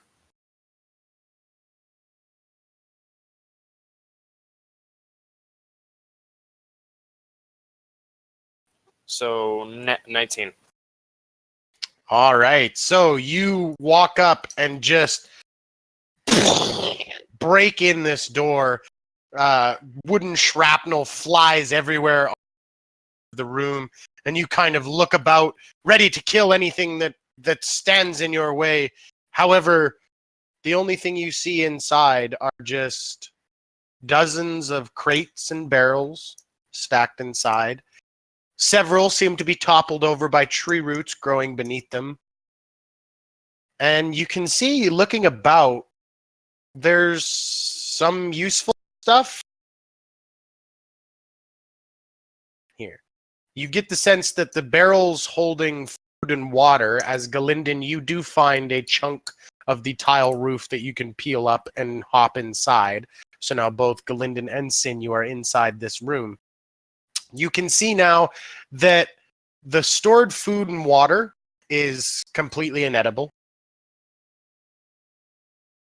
The other stuff consists of mine picks, shovels, stuff for stoneworking and ironworking, lanterns, candles, miners' helmets, heavy gloves. There are actually spare wheels for the mine carts, brakes, axles, grease, thick rope here, tar, brushes, brooms. All of those things we can All use. of them. Can I go to the tar and to the grease and that heavy, thick rope? I'd like to bring that towards the mine cart. Okay. We could also, Sin, if you wish to help, we could also use that spoiled food. It'll create an odor. Unlike anything. It'll just smell really bad when we burn it. I'm down. Sounds fun. Just don't eat anything. I know if you're hungry. I don't know if you're hungry or not, but don't, because... I know what spoiled food looks like, buddy.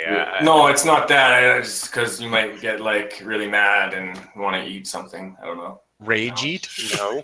Yeah, you get so hungry. I'm so hungry. Angry. It's not Snickers. He's not raging, he's hungry. It's an innate I need a ability. Snickers. I'm gonna take a shovel and a pick, and we could always use a shovel or a pick just in case. They're very heavy. I took lantern and candles. Okay. Can you try and break the other one down there, Sin? Of course. I'm curious I love what's breaking inside. All right, so you head over to the other door, taking your time now at the front of this mine shaft. Make a athletics check for me, please, Sin, as you break down this door. That is a 12. A 12. Okay, you break down this door. It's a little bit thicker and it kind of bruises your shoulder a bit, but you break it down. And as soon as you break it down, probably a good 30 different little small birds and parrots and small little lizards and geckos come running out of this house and flying out of this house as you have now scared this little tiny ecosystem in this place. You look about this room and there really doesn't seem to be anything. You can see that maybe this once might have been like the mine office or something like that, because you can see that there may have used to have been papers on the front of a desk that have long since dissolved into this slimy mess. You can see that tables and cabinets here are covered with creepers and droppings and bones of small animals. There are a couple of small stools in here. Is any of the paperwork still readable? Maybe in the cabinets? Something that's sealed? Like a dwarven map of the mine shaft with sideways or something of the mine? Sure. So roll an investigation check for All just right. search for that.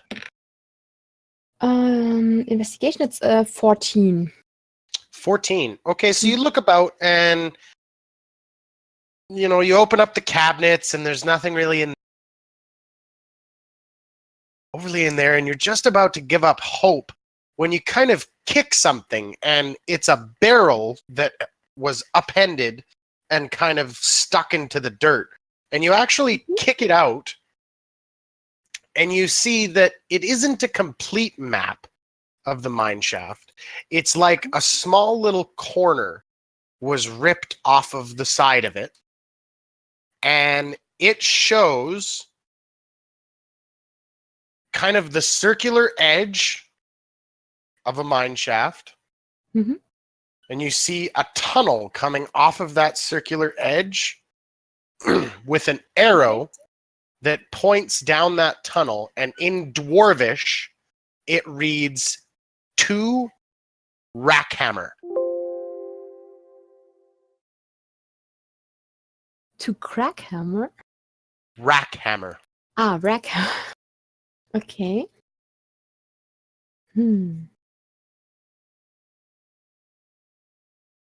Hey guys, can you... I roll it out on top of the overgrown desk and translate it. Do you think that helps in any way or form? There's no Maybe. further explanation what Crackhammer is.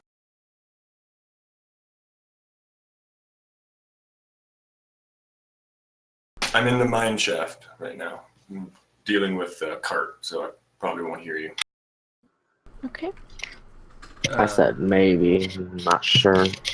Marthos wouldn't have a good idea about it. Like, which is there at least like? Does the map show a large room or whatever would be known as the largest room in the mine?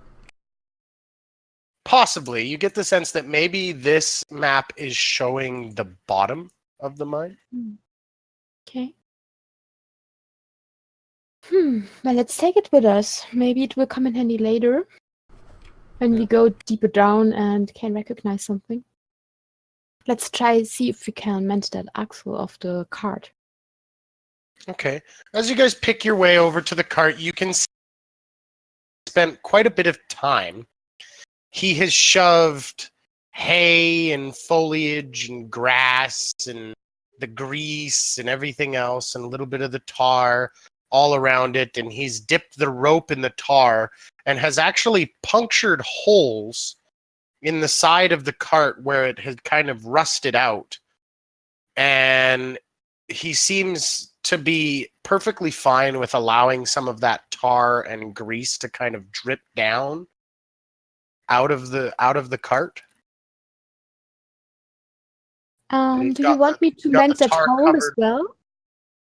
Not the hole, no. I'm thinking, yeah, I think just the axle so that it'll stay on the tracks and not wobble off. The holes and the tar is so that when the track goes down the rail, that the rope will catch fire, or the rope will light the tar and the grease on fire behind it, leading like a trail of fire all the way along. So we can kind of either follow it or something like that, or at least it's semi-lit, the mine shaft.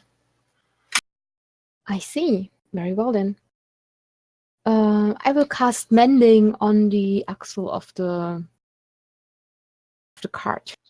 Did you find anything in that building? I found a piece of a map, and I moved it up. It's the bottom of the mine shaft, I think.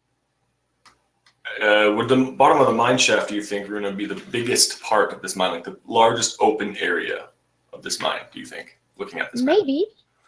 Yeah. I would suspect that's where the dragon's lair is. Yes, I guess.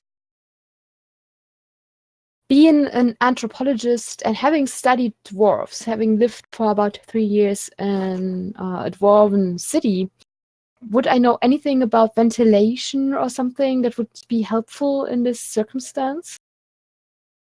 Ventilation in what sense? Like side tracks in the shaft that maybe someone could climb through. I want something like the Jeffrey jets that they have in Star Trek that could climb through down there. You do know that for the most part, if there is no open ventilation shaft for you to climb through, then probably the inside is quite large Okay. and open spaced. Okay. But you get the sense that this is the only entrance to the shaft. I Does the- think this is the only entrance to the mine shaft, and maybe if your plan works and we send down that cart, we can ambush the dragon here in this room. That's kind of what I was thinking. I'm hoping for, at least. Does the left or right path lead to the bottom? Can You we get this. see that You through get the that? sense that peeking your head in very quietly, that the left leads to the bottom. Right And that's now, where the track is, like where the junction is. That lever is to point, like, you know what I mean? That lever is down, so that it'll go to the left. Okay.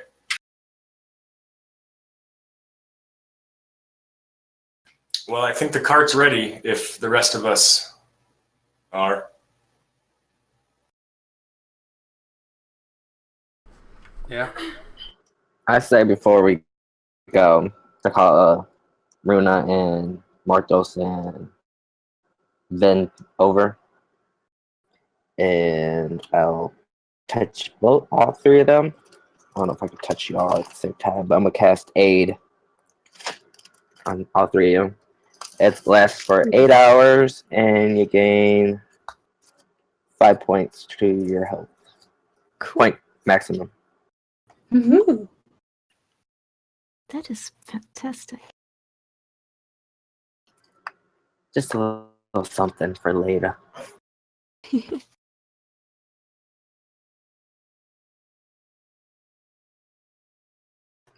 Oh, Okay. Are we ready to do this? yeah, I I guess think so. so. Sin's always ready. Can we do something like a trap? Like, I mean, the dragon came flying out. I saw it fly out of the cave mouth when we were stranding at the beach. None of us has any form of netting or something, and we didn't find anything like that in the houses, right? Something to pin the dragon down so it can't fly out and just breathe fire down the mine shaft. With my grasping vine, I might be able to pin it down. It might be too big to be pinned down, but it will take damage every time it moves. So Yeah. if You if guys I can close- you guys can kind of see now what What you the showed us. Yeah. dungeon kind of looks like. if we lure it out of the cave mouth and we're on top of the buildings or around those buildings hidden or something like that, we wait for all of the dragon to get out and then pounce on it, then we're not in a secluded area for its breath to get all of us. Maybe it'll get only a couple of us instead of fighting it in the cave mouth, fighting it out here. Don't you think it would be better to fight it in the cave where it can't take flight and just roast us at his leisure? That's fair. I would That's a rather good fight plan. it in here. I'm not a war priest. I'm a grave domain cleric, but I think I'd rather fight it where it can't take flight. Yeah, I think it's better to fight inside. It has a better chance of flying away We need to find an open area outside. inside. It's bigger than us, so it could step over us and still get out. But But they I- are very arrogant creatures, I think, dragons. Maybe we can nettle its pride. By killing it? You want to talk By to it? challenging I mean- it. They are not stupid creatures. They can talk. Yeah. I mean, maybe we should spread out in the cave so we don't give one nice big. Yeah, no, of course, spreading out is Shoot it here. definitely the plan. But Hmm. if you wish to talk to it, I'm going to be shooting it with arrows, so it might be difficult to. Oh, I talk meant to it. in the sense of it's not going to just fly out. If we think that it's just going to leave, we can yell stuff at it to make it Oh, stay. I see. Like right? goad it into Yes, staying. goad it to stay. My bad. Yeah. I was so I'm not going confused. This is gonna be I'm an not going awkward to invite it for conversation. tea and conversation. If that's what you're afraid of. No. But just goad it to stay here with us. Yeah, I don't have any spells that can pin it to the ground. So let's hope you're entangling. Yeah. This word. Yeah. Grasping. Yeah. Grasping. Get yourselves in position, and then I'll light this thing on fire, and then we'll wait. And to steal our resolve, I would like to cast a spell on all of us to give us courage. Nice. And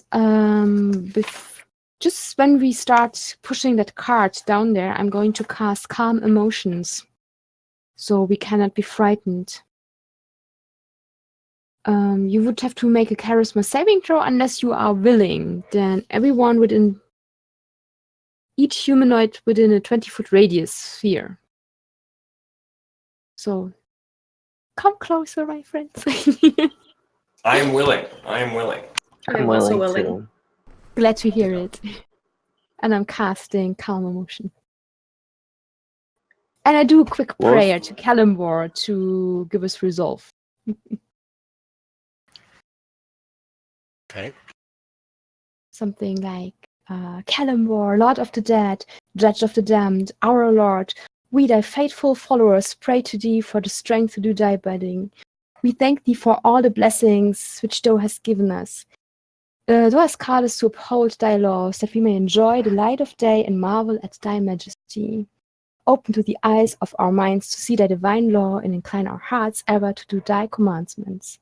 Guide our hands against those which do not abide by thy laws, for we are your servants, for the glory of you, Calimbor, Lord of the City of Judgment.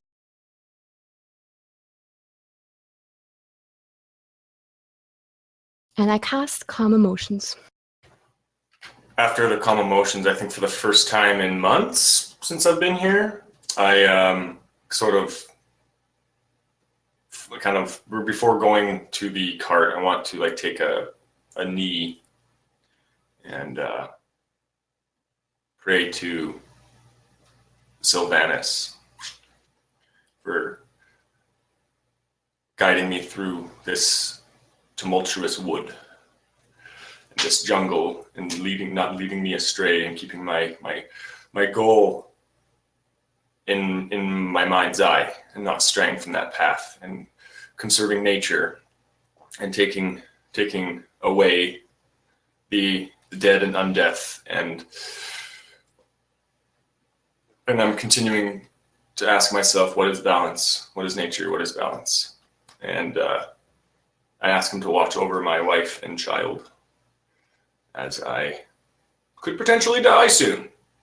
And that's the first bit of doubt Glendon's had in himself, probably in over 200 years.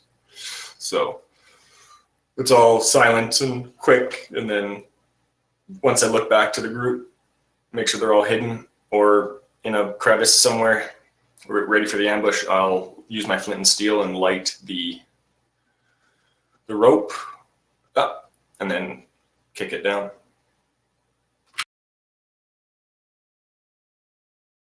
Your mic's cut. With a push, you hear the screeching of rusted metal that hasn't moved in some time. This horrendous,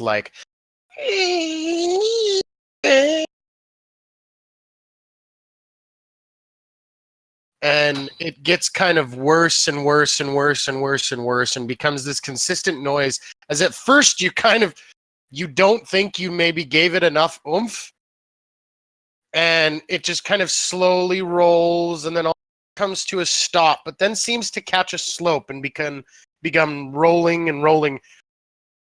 And you see it wind around that initial S-bend that you saw, and then you just hear this thing just screeching all the way down. And all of a sudden, you hear this very sudden, and the screeching stops. I'll be right back. And I use... That did not go far! No, it didn't. I'll use Mask of the Wild, and I'll stick to the walls, and I'll go along the S path to see where that cart went. Okay. So,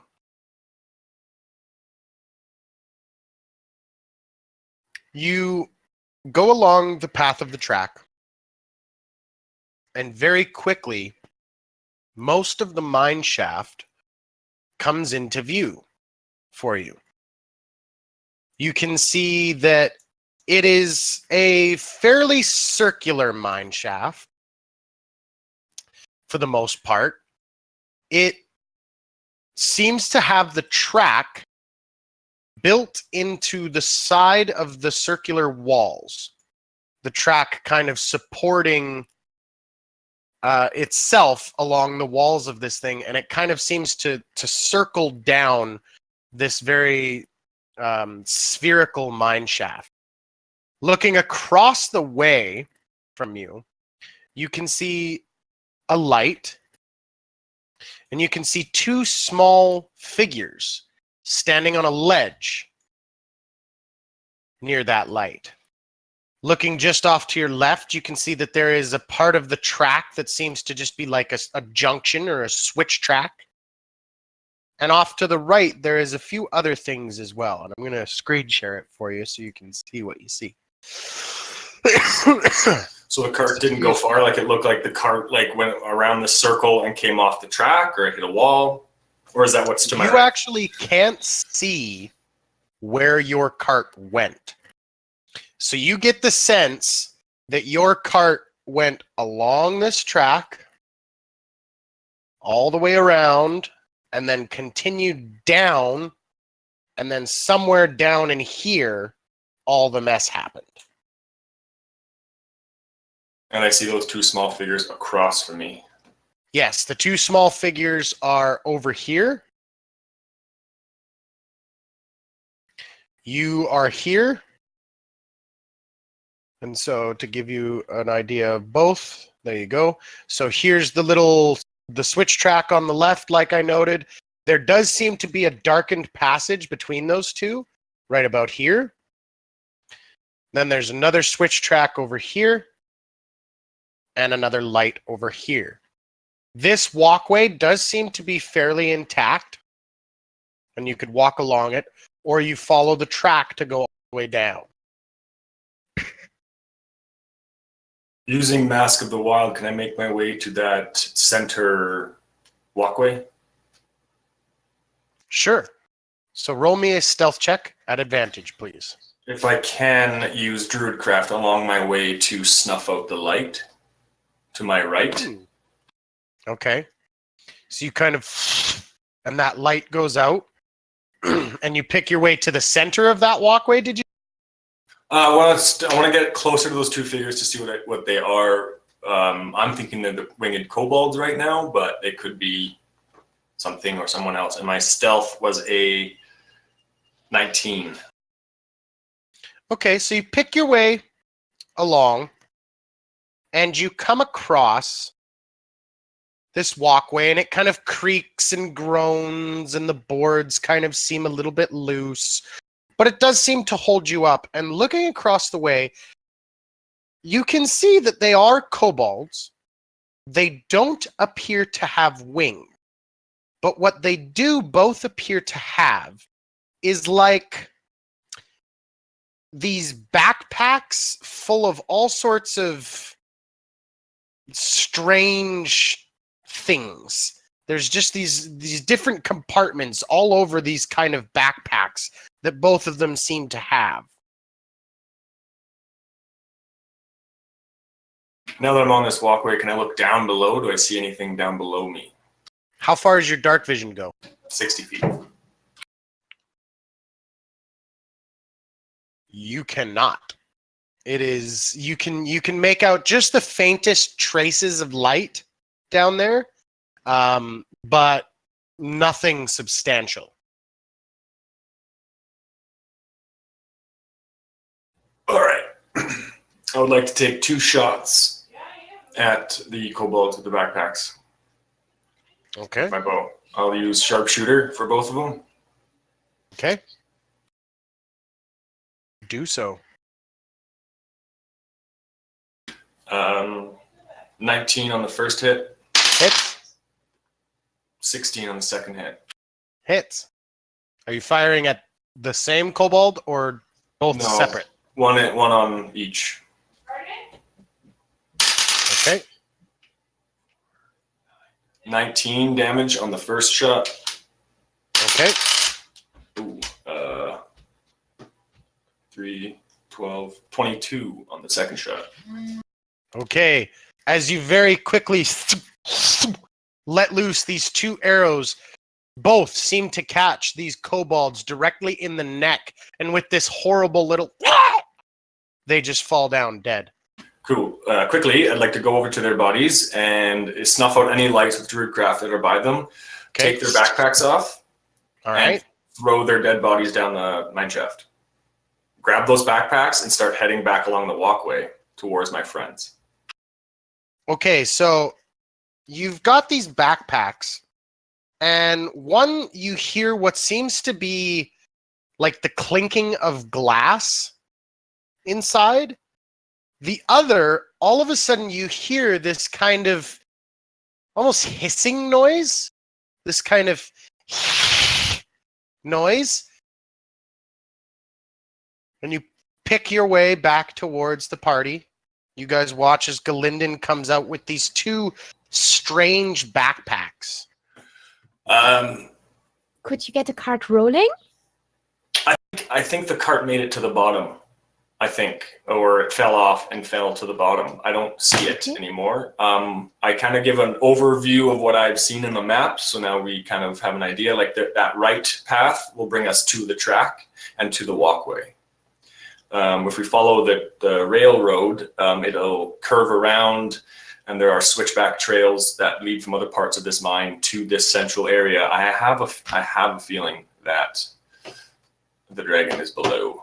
And I dispatch these two kobolds, and just be careful because I think there are snakes in one of these and glass vial in another.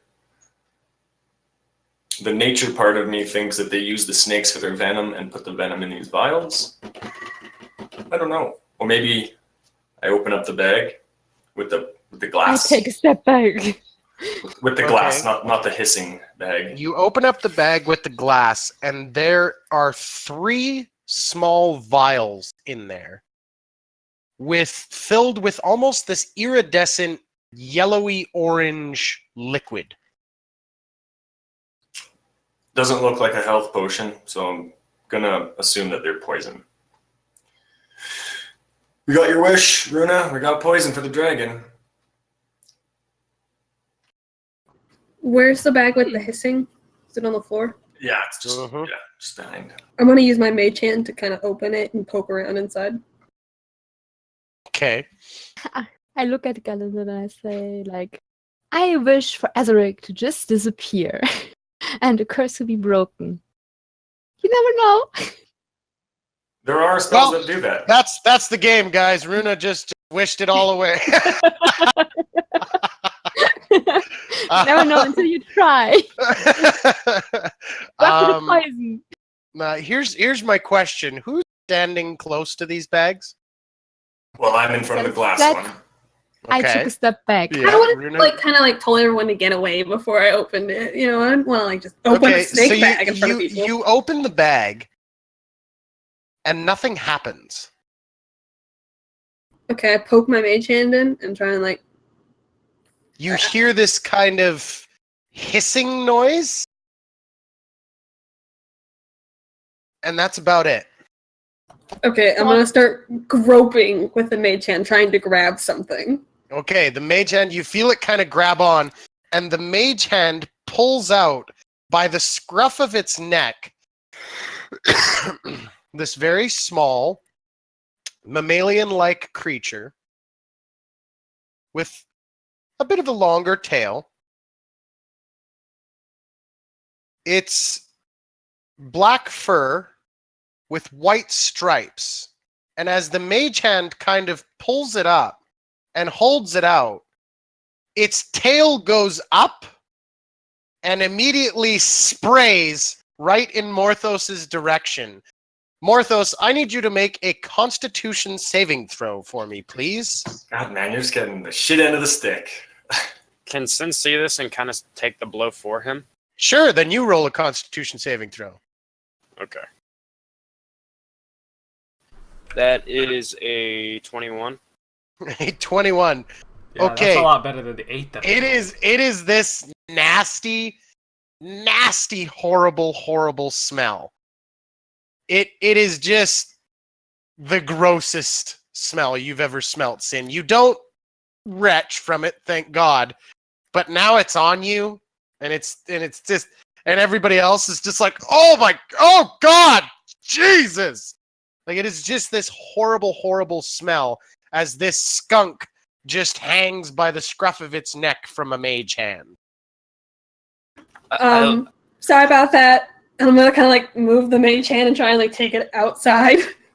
Okay, so you take it outside, and the mage hand lets the skunk down, and the skunk sprays the mage hand one last time, and then, very happy with itself, just wanders away into the jungle. Little Sin shit. looks around and says, "This is definitely not my mating scent." You have a mate? What? Never mind. Yeah. We don't talk about the scents that I can, emit, but this is definitely not one of them. Runa, can you fix him? There ain't enough Of magic. course in I this world. can. I No, precipitate guys, the this stink away. is me being nice. You'll want to avoid Sin because of the stink, and he won't hurt you because of your aura. All Yeah. planned out. It was I planned out still that way. clean him. Okay. I clean him with precipitation. All But right, we know so it's still there, so we still try to you avoid him. prestidigitate most of the film and everything away, but that smell is still kind I of take quite a potent. I That's- take a step back and stand beside Ven, and then I create the smell of just I don't know, some flower or so. I look over at Marthos and I said, the only reason I did that was because I'm just basically skin. That's clothing. That would suck. I think we want that smell, though, don't we? Do we? As bad as that is. Why? So that the dragon doesn't smell us. I think You're he'll smell welcome, us from a mile to, away. you're welcome to roll around with some skunks. But I'm sorry, but I otherwise- think even a dragon would get pissed off at that smell and want out. Yeah. It's just a skunk. You guys are scared of skunks? We're I'm not scared. No. We're not scared of them. We just. I prefer to smell clean. Let it be known that in Same all of my here. D&D games, dragons hate skunks. It's canonical now. Oh, okay. Let's take the skunk grenade. Maybe that'll ward off the dragon. We make skunk fight it. That'd be amazing. Guys, I we're was going to kill a thinking dragon. We need a we're- skunk. It would camouflage Hey, our smell. You can use the magic. Then we'll just be a giant pile of stink. He's gonna be like, "Ooh, what's coming towards my home?" And it's Hey, at gonna least be people us. will know our presence. Yeah.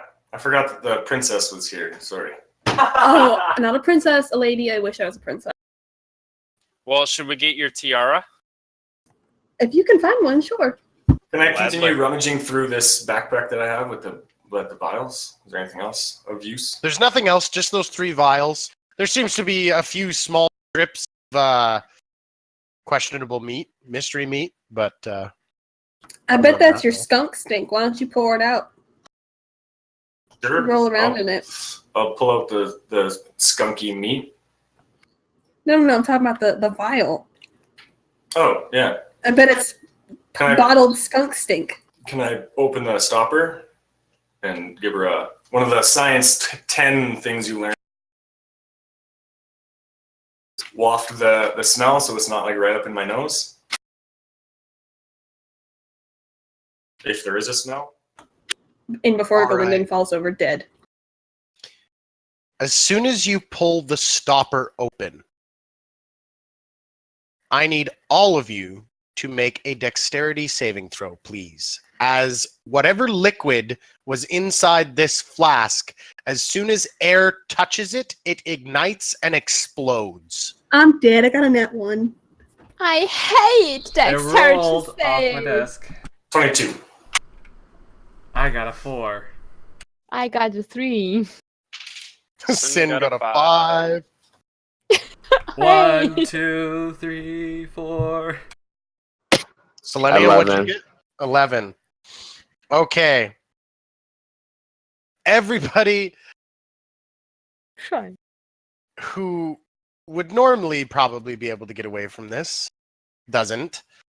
I got Galinden 22. and Selenia, Yeah, you okay. guys do. Galinden, you managed to literally, while Hey. holding this thing, jump out of the way. Do we get the aura of protection? Oh yeah.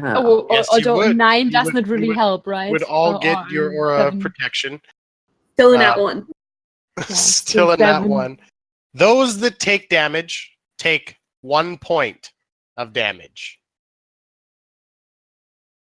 As this little tiny flask of fire ignites, explodes, and mostly it's the glass shrapnel that kind of flies about, kind of dealing little tiny cuts to you guys.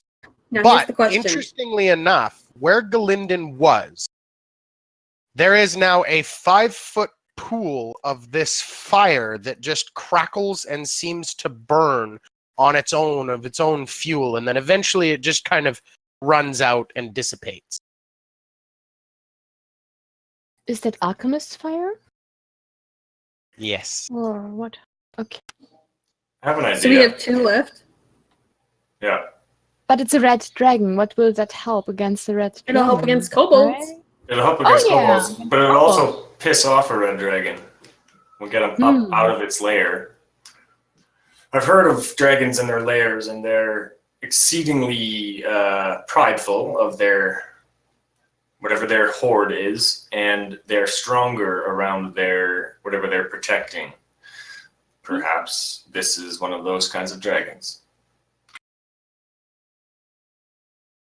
I was thinking of throwing these last 2 vials down the middle, and then whether I hit it or not is irrelevant, but it'll maybe piss it off. I don't know. I think we should hang on to him. Yeah, I think we should hang on to them as well.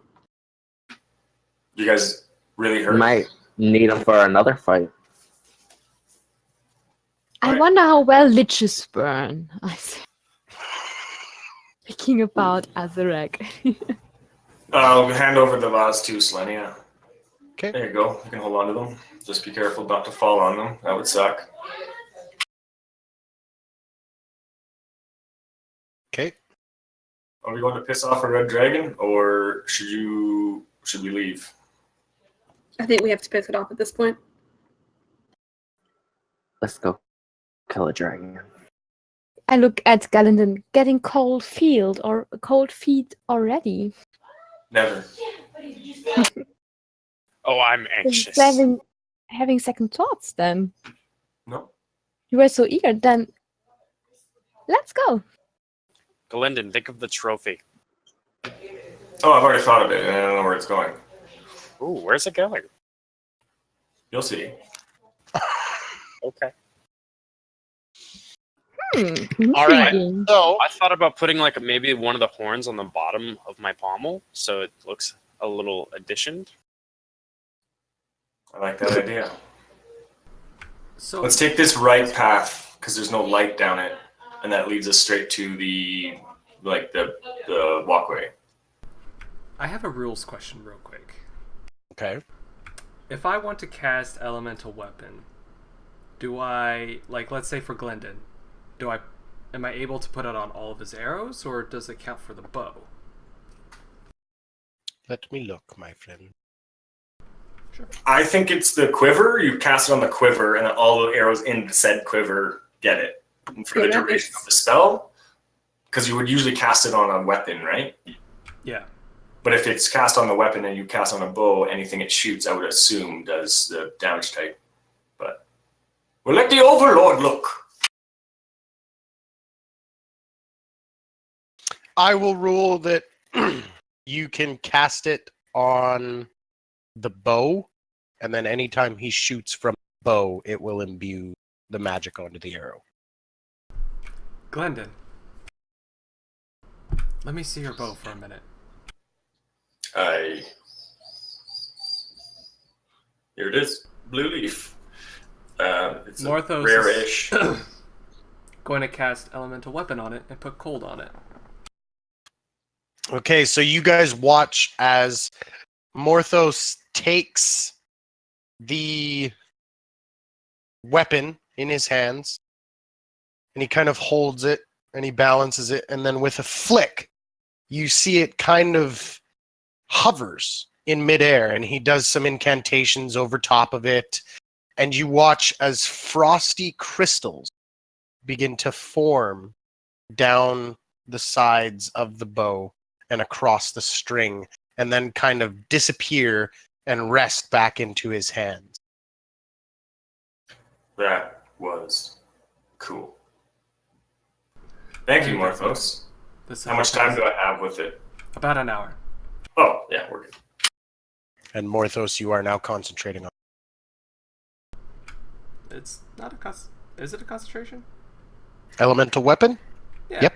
Oh, it is? Okay, sure. That's fine.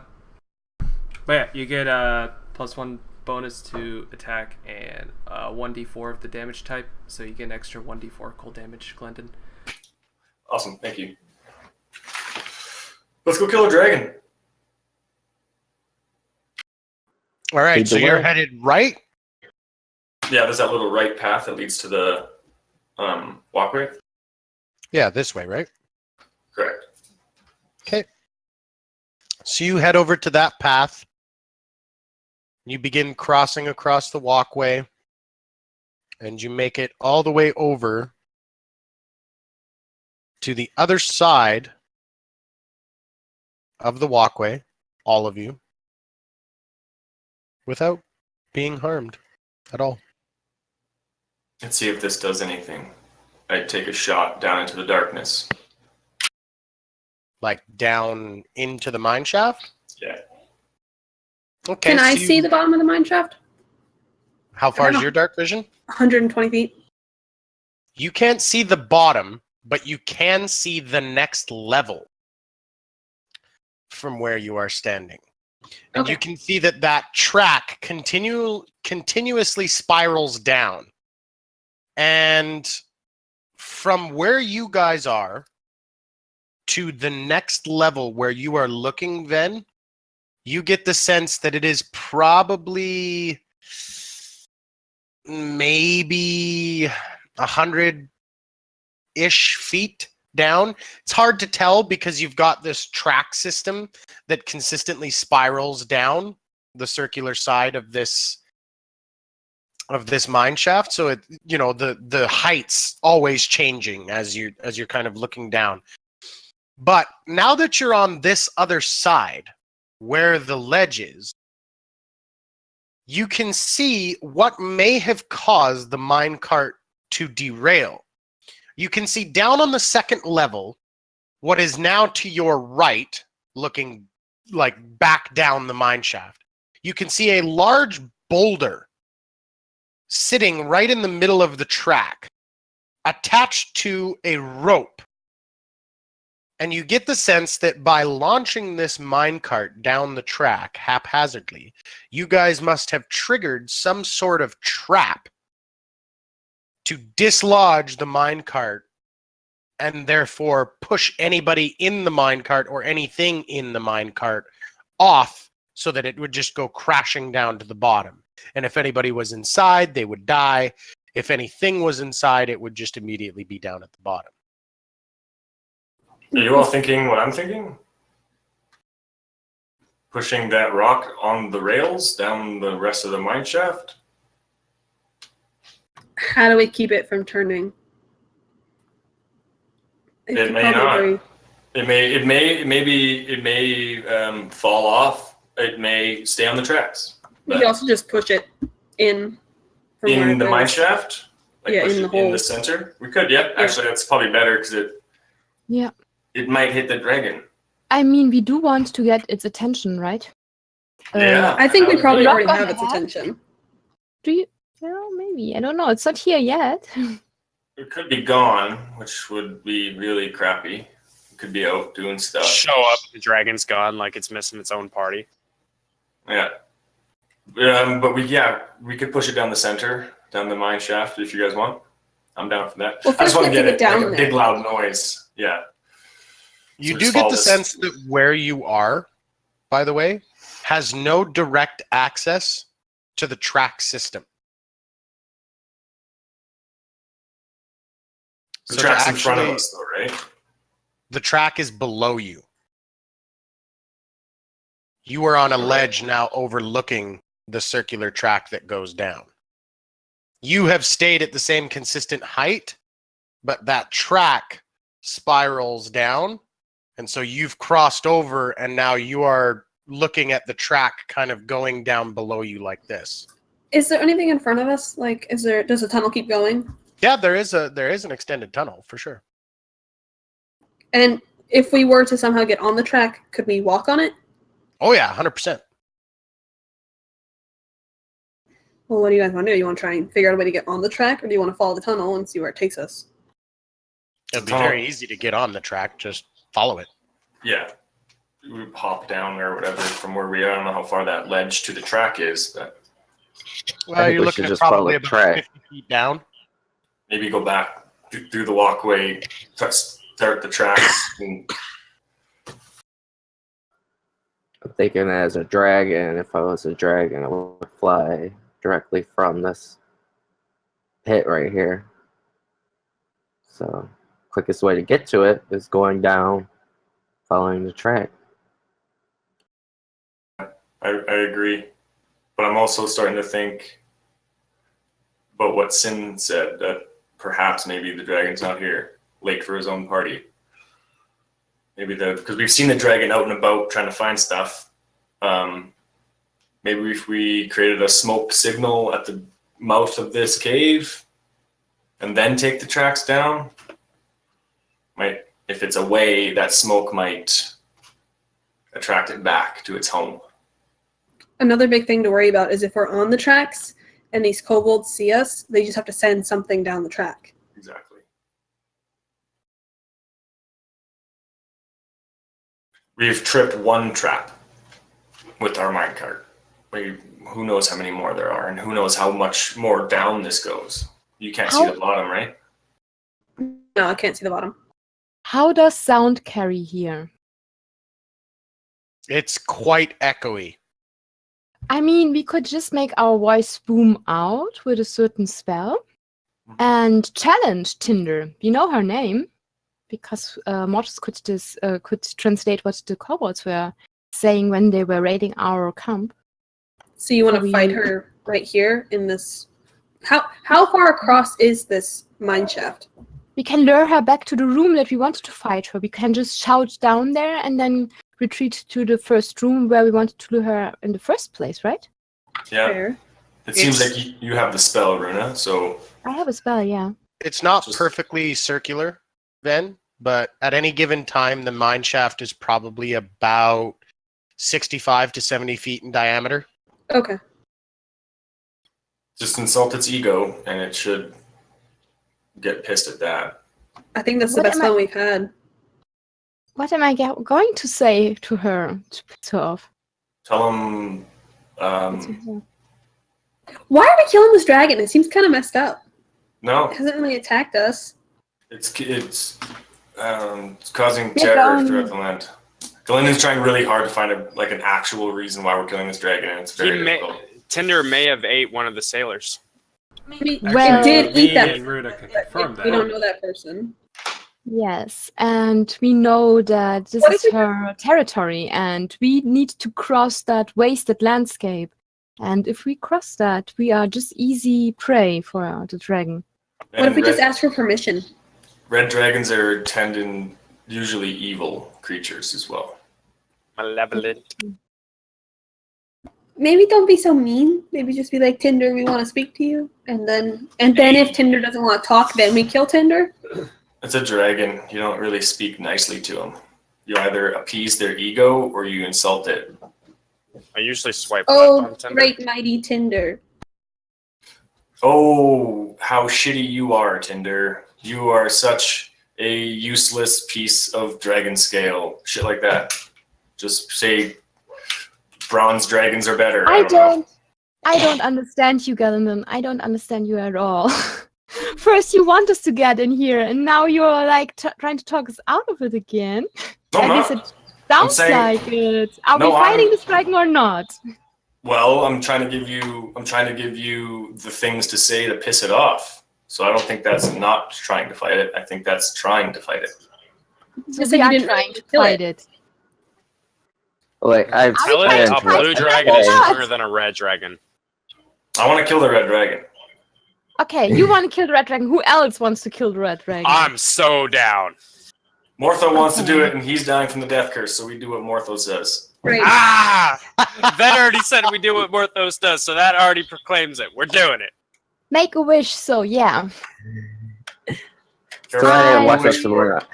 Runa, Yes. I say you and say we would like to speak with you, and maybe we can convince the dragon to help us. And if she's a bitch, then we kill her. She's gonna be You call her a bitch, and then you kill her. Well, start off nice. Start off being like, "Hey, come talk to us." You know, oh great mighty dragon. And if she doesn't show up, then be like, "Yo, you're a bitch." You know, that type of thing. But you're just delaying the inevitable by asking to talk with it, so why don't you just piss it off? Since we don't really know this dragon. It's red. It's evil. That's how simple it is. That's racist. Have you met a dragon before? He is enslaving the kobolds from what they were talking amongst each other. No. Well, You could That's right. did they say they were enslaved, or did they say they were just working for her? She is forcing them to do whatever she wants them to do. That sounds like enslavement. That's what Dragons do Morphos that. is doing. He's forcing us to go, kill a dragon because he wants to. I'm not being forced. I ain't being forced either. No, I am so not being forced. I am willing to charge in and just slaughter this dragon. I don't care. That's messed up. I know, but I want to do it. Morthos goes ahead and casts Thaumaturgy on himself to boom his voice up like 3 times as loud. Okay. And does. And he And yells, what are you doing? Tinder, I challenge you. We all look at you like, what the fuck? Then goes, yes, tell him more. Yeah. Tell him more. Piss it off. You I heard a begin blue to dragon hear is this stronger than a red. low rumble. Let's go back to the cave entrance. Yeah, let's go back to the cave entrance and fucking set up Spread an ambush or out! something. Yep. And you hear this kind of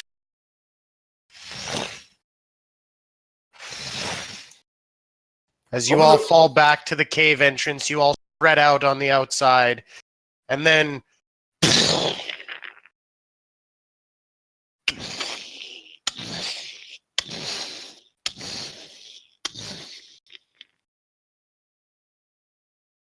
and it begins speaking in Draconic.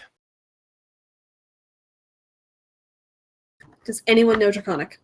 Or comprehend languages. Well, there goes my last spell slot.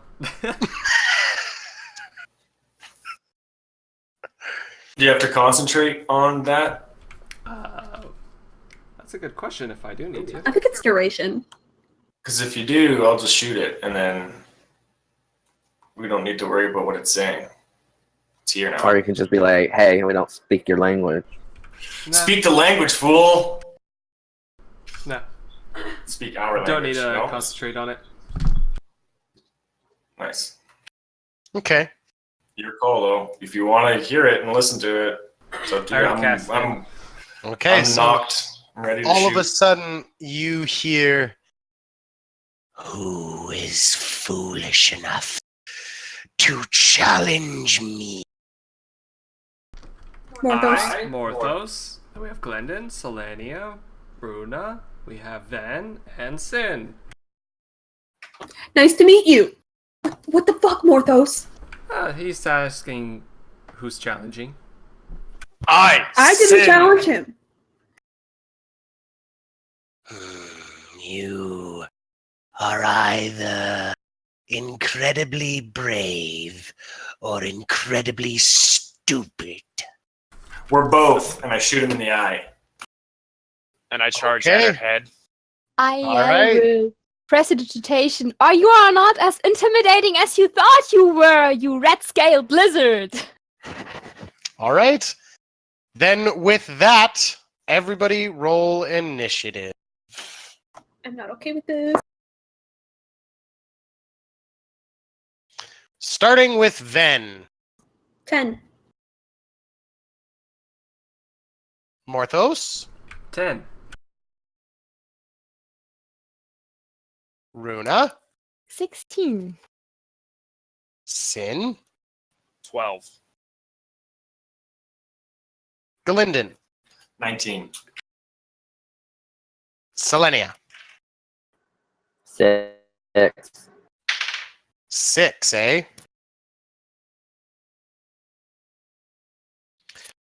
And I shit you not, I just rolled a natural 20 on my initiative. So the dragon goes first. Are we surprising And it because we're coming and out I of hate- darkness? You are not surprising it, nor We is just it, announced our presence and our yeah, names to him. nor We're not is it surprising him. surprising you. So it is a regular initiative round. I hate to say it, but you have Dungeon Master advantage by 3 times. Ken, stop it! Stop it right now! Ah, yes, Because it's a red Give him the dragon. Of course, the red Yeah, head right. needs to do this. So 3-time Dungeon Master advantage. I will remember this, Cation. All right. So how spread out would you guys say you are? Away from Sparky. At least 20 I'm feet with from the Runa, nearest ally. Morphos, and At least Ben. 20 feet from the nearest ally. That's Okay. where I'm at. I'm way Selenia, behind. I'm with Morphos, Runa, and Ben. Hmm. I would Yeah, say like I'm in front of I've them. taken. Yeah. I'm definitely behind the shield maiden over there. Same here. all right. Cation asks us to cheer. Good luck, Okay. good luck from the red dragon head of Tiamat. So cheers. I'll cheer to that. And Skirrel gives you Dungeon Master disadvantage. Thank you for So doing many that. redemptions. Oh yeah, they're flooding the dashboard. Okay, so allow me to quickly move people around. So Ven, you are with Runa, yes? Yeah. I'm behind Selenia- the 2 heavy armor people. Yeah. Selenia, you are in front of both Runa and Ven. Sin, where are you? I'm probably to the far. Like I'm charging at her head right now. Okay. And Morthos, you are with Runa, Ven, and Yes, I'm with myself. Selenia? Yeah. All right. So, because 4 of you are lovingly grouped together, I need Runa, Selenia, Ven, and Morthos to all roll a dexterity saving throw for me. And we As just she- Does add this count as a 4, spell? right? You can add or Nat 20! protection. It does not count as a spell, Okay. but you do have your aura of protection, and those with aid also have that. What does Aura of Protection do? What does 8 do? Aid gives you a d4, I believe, but I think you were the one. No, Selenia cast it. But I believe. Mhm. It gives you 5 points to your hit points maximum. Yeah. And or protection says frick papers. I only have a 10 on the dex save, even with all the buffs. I got a nat 20. So I guess Oh, I am going to nice. be using That's Blessing of Tomorrow's It's a Touch. saving throw. That's what it says. Blessing Blessing of Tomorrow's- Tomorrow! That was reroll, right? A nat 1. And I rolled a nat 1, so... Oh yeah. So which overrides each other? Like the advantage from protection or blessing? You would To roll me- your advantage first, Okay. and then choose to use your blessing of tomorrow. I rolled a nat 20! So we're good! 2 nat 20s on that. All right, Not so 2 natural 20s, 1 from Ven. One- Runa, what'd you get on your dexterity saving throw? 10? A 10 with all And those buffs. Selenia, what'd you get? Does this work on me? Your Just protection like aura? saving throw? Yeah. I don't think so. It says whenever you or a friendly creature Then yeah. Then within yes. 10 feet of you. Okay, so I can roll again. That first one. Fuck! Okay, it wasn't even better. It's an 8.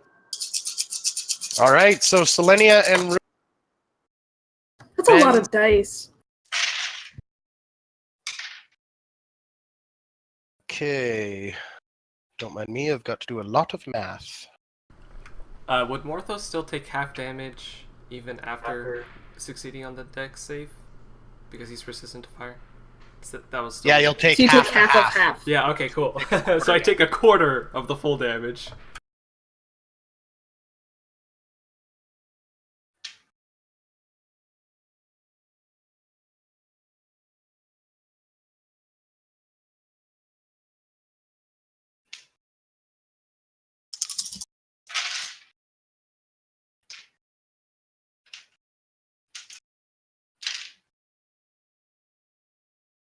Runa and Selenia take 56 points fire damage. Can you say that again? 56. 56 points of fire damage. The dragon's flame engulfing your bodies. Then you take 28. Yep. No. Yeah, 28. Yeah. 56 divided by 2? 28? I think I'm right. Yeah. Sweet. And Morthos, you take 14. Can I just say, I'm still standing? Really? Oh, thank God. Yeah, with 2 hit points, thanks to the aid. Oh, Yeah, Lee. yeah. All right. And Galindin, it is now your turn. And you can let loose your arrows. Yeah, 2 shots. Potentially will use an action surge. Okay. We'll see how the first 2 go. But I'll also make all these shots with sharpshooter. All right. 18 on the first. Mm-hmm. 18 on the second. That's a hit as well. The first one, he'll have to make a con save. Rolled a natural 1. Yeah, okay, so he'll take an extra 2d6 necrotic, and he'll deal half damage to me until the end of my next turn. Okay.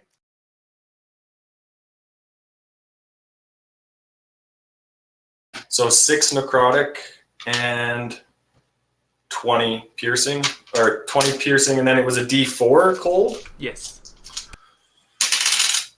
with 4 cold added onto that. Very nice. Very nice. Second amounts of damage. 2 cold and 20 piercing again. 2 cold and 20 piercing. Yeah. Okay. And I'll action surge to do 2 more shots. Excellent. Nat 20 Very nice. and 17. That 20 and a 17. The 17, unfortunately, bounces off of. Does that still count the Scale. +1 from elemental weapon to attack? Oh no! Then I got an 18. That hits. That's a thing. Okay, sweet. So is that +1 to damage as well, or No, that just to +1 is attack. just to roll? Okay. So I need this many.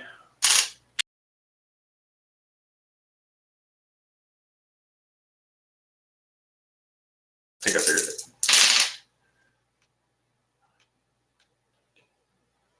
19 piercing and 7 cold. Okay. And the second amounts of damage. Ooh. 23 piercing, 3 cold. Wow. Just shot off a volley of arrows. Yeah, and then I'll How take much cold? 2 cold? 3 on that last one. Does the cold look like it hurts a little bit more? No. And I'll take 10 feet back. I'll move 10 feet backwards away from the dragon towards the mouth of the cave. Okay. And yeah, that's it. That's my turn. All right. Can I Runa. just tell you all about all the redemptions that have been flooding in right now? Sure.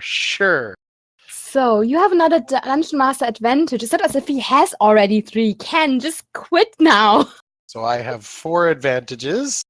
I Sweet. quote, nobody messes with the red dragon head to counter another one. So yeah. Then I get an advantage. Thank you, the killer droid. Then we have advantage for every member of the party. 1, 2, 3, 4. No, wait a second. We have 4 advantages for just whoever needs it. And a party potion from Gloss and Gadgets. Quote, medic. Yes, I think you see that right. All right. Well, you don't just get the potion. Yeah. It doesn't just materialize in your So- bag. On my I made just a Constitution save because I got 56 damage, y'all. So no, I did not make that save. I rolled a 16 on my Constitution save. So the Calm Emotion spell is gone now. Okay. Now you But- you could have taken advantage to that Constitution save. Oh yeah, let's see. It's the same. I rolled another 11, so the advantage is gone now. Okay. 3 left. And I cast with my. As a bonus action, I cast Mass Healing Word, and every party member, because they're still within 60 feet of me, right? Yep. Gets 8 points. I rolled the max. No, that's not true. I rolled the max, so 9 points. 9 hit points back. For now. And I am going to heal myself because last time I did not heal myself. I only healed others. I died. So let's not do that again. So I cast Cure Wounds at 2nd level at myself. So that is 18. So 18 and 9, 27 hit points. So I'm at 29 now. And I'm going to retreat. I'm not close enough for an attack of opportunity from the dragon, right? No. Yeah, so I'm going to move to the side and back. Okay. Away from the dragon and from the others. So if she's breathing again, Sounds good. So not you're everyone. separating yourself from everybody? Yes, Good. for now. Sin, you are charging at the dragon. It's your attack. As Sin approaches, he closes his eyes real quick and says, Talos, let me do this on my own, and doesn't rage. And he goes and jumps up and quickly swipes down to do his damage. Okay. Make an attack roll.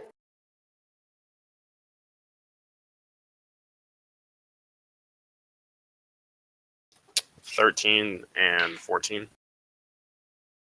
13 and 14 both miss. As it seems that maybe Talos won't let you do it on your own.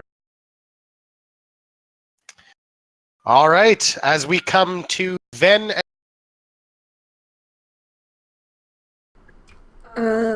What's your dexterity, Morthos? 14. Okay, you can go first. Okay. First thing first, he's going to cast, with his bonus action, Hexblade Curse on the dragon. Okay. And he's gonna close the distance between him and the dragon, but probably like be more on the dragon's side. If that's okay. And stab it twice. Okay. Sounds good. So both Sin and Morthos are up on the dragon. Alright, that is a 24 and... I'm trying to do math. 14. 24 hits, 14 does not. 10 total. 10 total damage. Perfect. As we come to Ven. Okay, I'm gonna move away from everyone, try and get separated a little bit. Put at least like 5 to 10 feet. Excuse me. Sorry, I need to interrupt you for a quick second, Ven. Morthos, re-roll your other attack, because you had advantage. Oh, okay. Sorry, Ven. You're fine. I rolled worse. It's okay. Okay, now Ven. So 3 advantages left, right? 2 by my 2. count. Okay. Okay, so as I said, separating from everyone. Yep. And then I'm going to cast, she's going to yell, Sin, do you have a magical weapon? Is your... That's a negative Ghost Rider. Okay. Then he's not here. But for future reference, I'm casting Haste on Nate, or on Glyndon. Okay.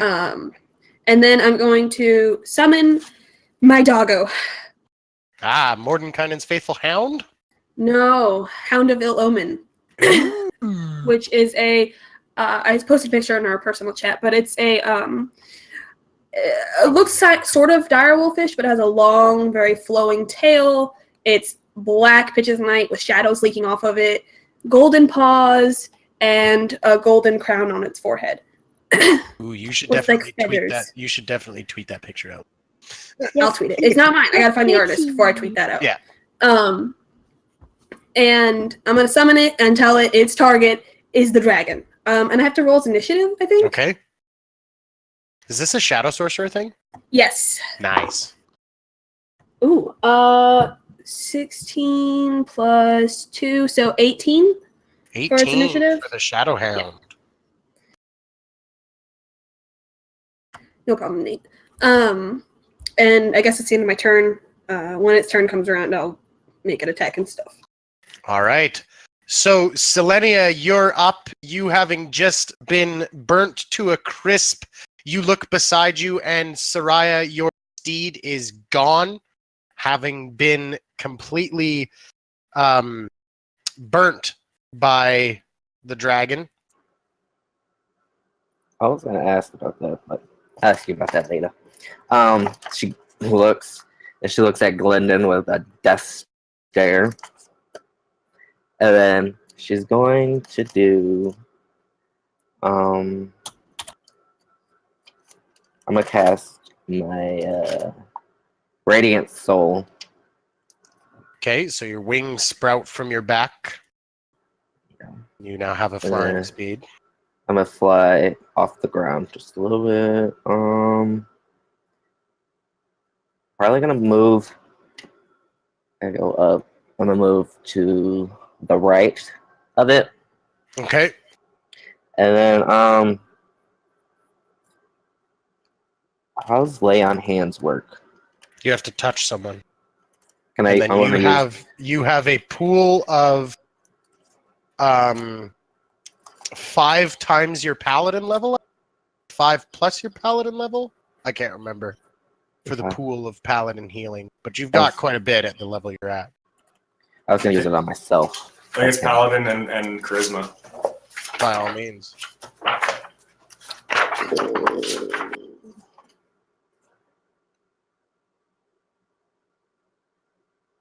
Yeah, it's 5 points times paladin level. So how do I do? I just roll for this, or what? You literally choose how much to give your. Oh,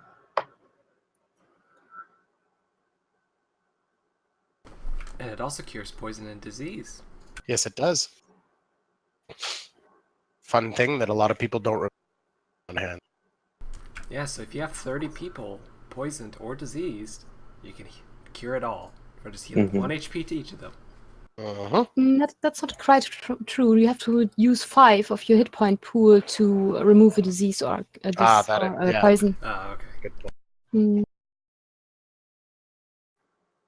so I have. I don't understand.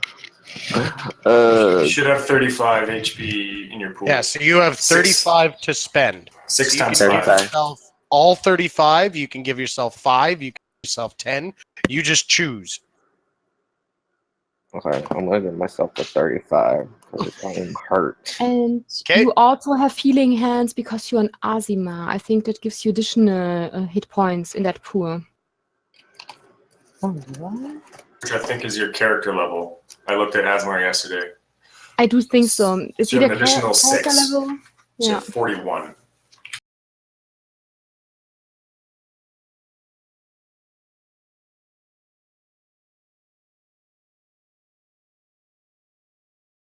All right, I'll just do 10 hit points times the 5, which would be 50. That puts me back at my original hit points. Okay.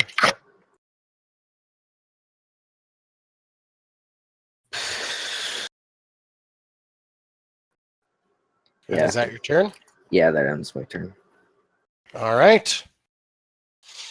As we come back to the dragon's turn. First, see if it gets its fire breath back. Which it doesn't. So instead, it is going to make a bite attack on Morthos and then make 2 claw attacks at Sin, all at advantage. Thank you, Cation. Question: does Morthos still have aid? Because it lasts for 8 hours? Yes, or is he it does. gone? Okay. That HP goes away first, though. It's temporary hit points, isn't it? It raises the max. So temporarily raises the max. So if you heal, it'll still heal up to that temporary max for 8 hours. All right, Morthos, your bite is a 27. That which definitely for sure hits. dealing 19 piercing damage plus 1 point of fire damage. And then she turns on Sin with her 2 claws. The first claw is only a 19 to hit you, Sin. It hit.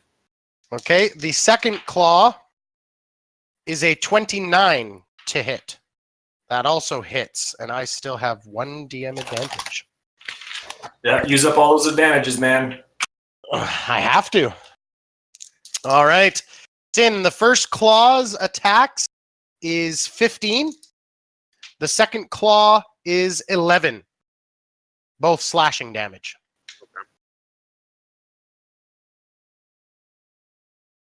As we come to Galindon, who is now hasted. All right, so I get basically 3 attacks. Attack, extra attack, and then haste attack. Yes. So I will take 3 attacks, and I don't have advantage anymore.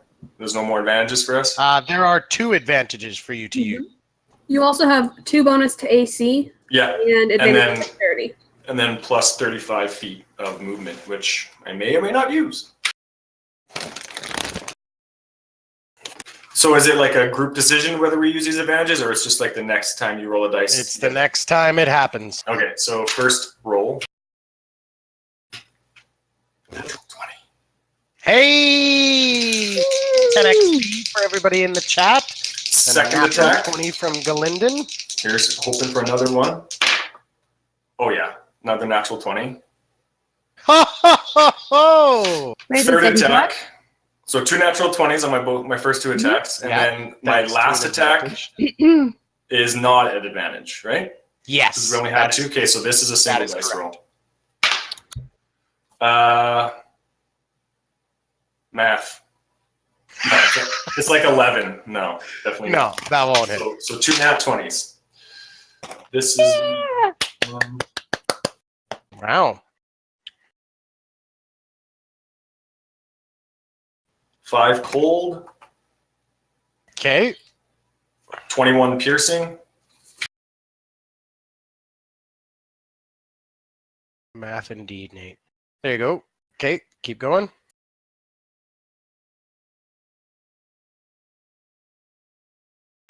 and 5 cold. Okay. And my second shot, I'd like to use grasping shot if I can. Okay. It'll have to make a strength save. Or no, it'll have to make, yes, a strength save. Rolled a 16. It fails. All right. So it takes an extra 2d6 poison. Will that be doubled because of the crit? Yes, technically. Okay. And then this is the one where if he moves at all until Right. He takes the damage. he takes 2d6 slashing for every, yeah. So Where's my other d6? So he takes, or she takes an extra 4 poison. Okay. And then you still have your third. Oh, no, your third one missed. Yeah, my third one missed, so I'm pretty sure. Yeah. All Bonus right. actions. Yeah, I don't have bonus actions, so yeah, I'm done. Then your Shadow Hound. Okay. Its turn. On its turn, it's going to lunge for the dragon and try and bite it. Okay.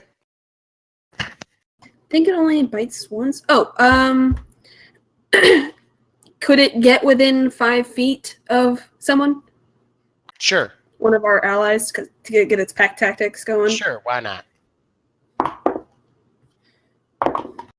Okay, that's a 24. 24 hits.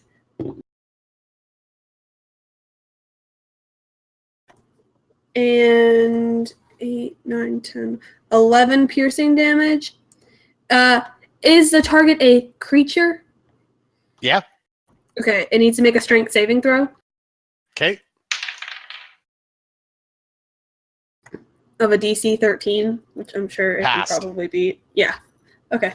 Then we'll see However, its turn.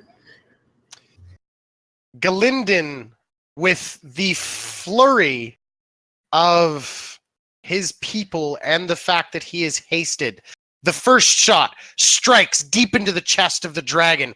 The dragon rears up, roaring at the pain. The second shot hits its mark right next to the second one.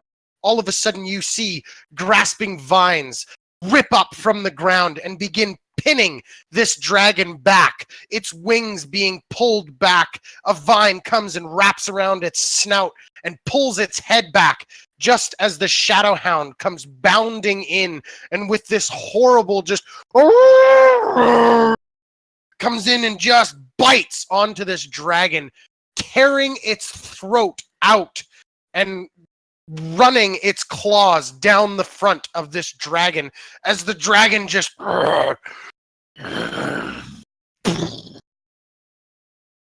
falls to the ground. Touchdown. And does not move. I'm going to pet my puppy before it disappears. Holy shit! We did it! It comes up and licks you, leaving this kind of blackened, almost tar-like spit on your face, and It then just dissolves. into nothingness. You Well- guys, we killed a dragon inside a dungeon. We killed the dragon inside of the dungeon. Wow. I'm gonna start taking its teeth out. Okay. I'm gonna take one of those teeth and eventually put it on the end of my pommel. Now that you have killed this thing and gotten a true look at it, Galinden, and looking at the teeth and everything else, you get the sense that this was a young red dragon. Still cocky, but we killed it.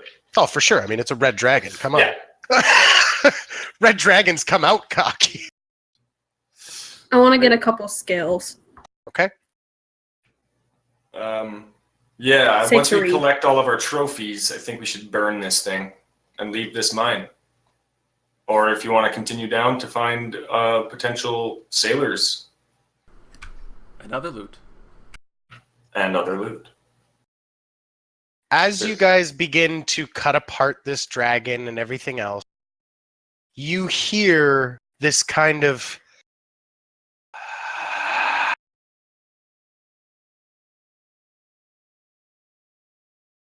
and you look around and you realize you're not alone. And knock an arrow. You're Who's with surrounded us? By the strength of Kalimwar. by these ghostly images of dwarves. And they all stand there staring at you. Do they look happy or unhappy with us? Hard to tell. We have dispatched the creature that took control of this mine. Rest now, dwarves. Yes, I say greetings in Dwarvish. You can rest now. The dragon that defiled your home and glorious mine has been put down. One of the dwarves walks forward, straight to you, Runa. And you see he kind of rests his hand. And I go to one knee. he says in Dwarvish, We have been cursed. Cursed to reside here until the one that killed us was gone. You have freed our spirits, and now we go to Moradin's great halls.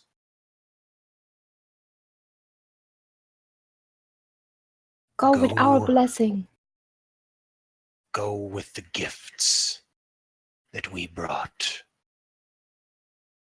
And you see his chest kind of gleams and shines, and then his spirit is gone.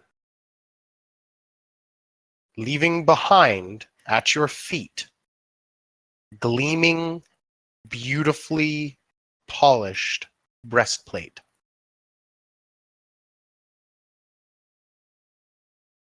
Another dwarf walks up to Sin, holds out an axe, this spirit axe. Sin holds his hands out. And the axe is dropped into your hands. And as this spirit axe hits your hands, it becomes corporeal. And you look at it, feels light. Give it a good couple swings. Feels good. Feels very nice. Look at it, and it's got a name written in Dwarvish on the bottom. And then you watch as every single spirit turns black, shreds apart, and you hear this cackling laughter echo in your ears. As by freeing these spirits from the curse that held them, you allowed them to feed the soulmonger. I yell out like Sin legit yells out, "Give them back!" Azarac, you giant ass!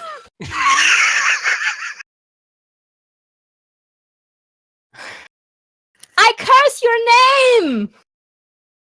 We come for you, hear me! And I throw a tantrum.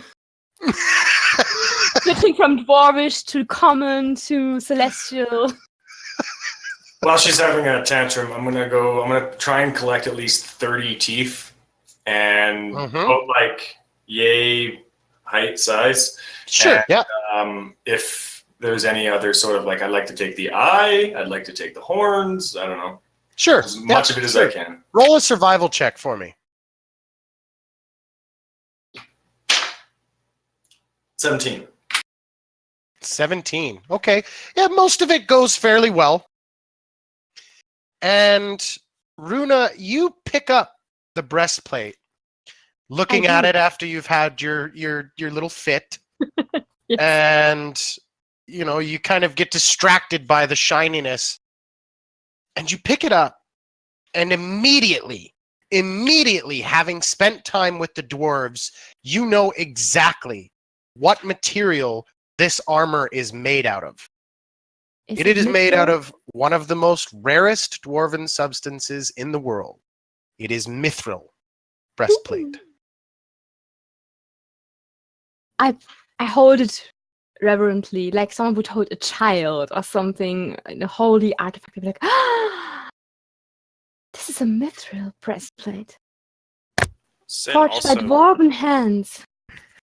Sin, not knowing exactly like what the dwarven language says and or the metal, he walks up to Runa and asks, "Can you give an in-depth information about what I'm holding?"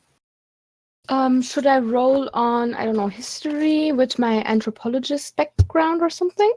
For the name of the weapon? Yeah, or whatever. You can just read that writing. Okay, what does it say? It is literally one word, and that word is Bob. Wait, what? Mhm. Bob. Bob. Is that an acronym or something? Do I You're not want sure? to? I turn it around. Is there something on the back side? Is that all? There's just another word. Bob. It only says Bob. Perhaps Bob was an architect of some sort. Bob, the great architect? I look at you like you're crazy. I don't know. There's stranger things out there like talking turtles and elephant people. The name Bob isn't that strange, is it? But for dwarves, I don't know. Sin gets Who I know- serious, and he looks at you and says, Bob. Okay. He looks at the dragon, and he goes to throw it and to see what it does. Okay. It throws. Sticks in. Like any regular old axe. Hold it, Sin, and say Bob. I walk up to it, and I kind of shove it in the air, and I say, Bob! Nothing happened. Perfect. I'm so happy nothing happened. Sometimes magic items have activation words, and I thought maybe that was it. I say, is it myth? What metal is this, Runa? What metal is it? Is it also mithril? No.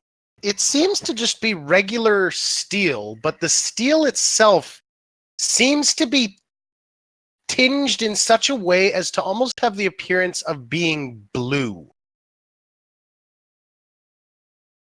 Blue. Did anyone in my tribe I with the tried blue to- leaf stuff have blue axes, blue motifed axes like this? Does it? No, they never worked with metal. It was mostly just blue leaf wood. Okay. See, the only metal that comes to mind is when it actually gets hot and starts to burn a little bit is titanium.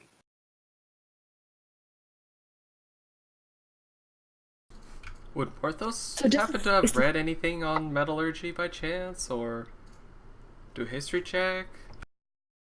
Sure, go ahead. This is not adamantine, right? That is No. like grayish. I'm done with this die. I rolled a 5.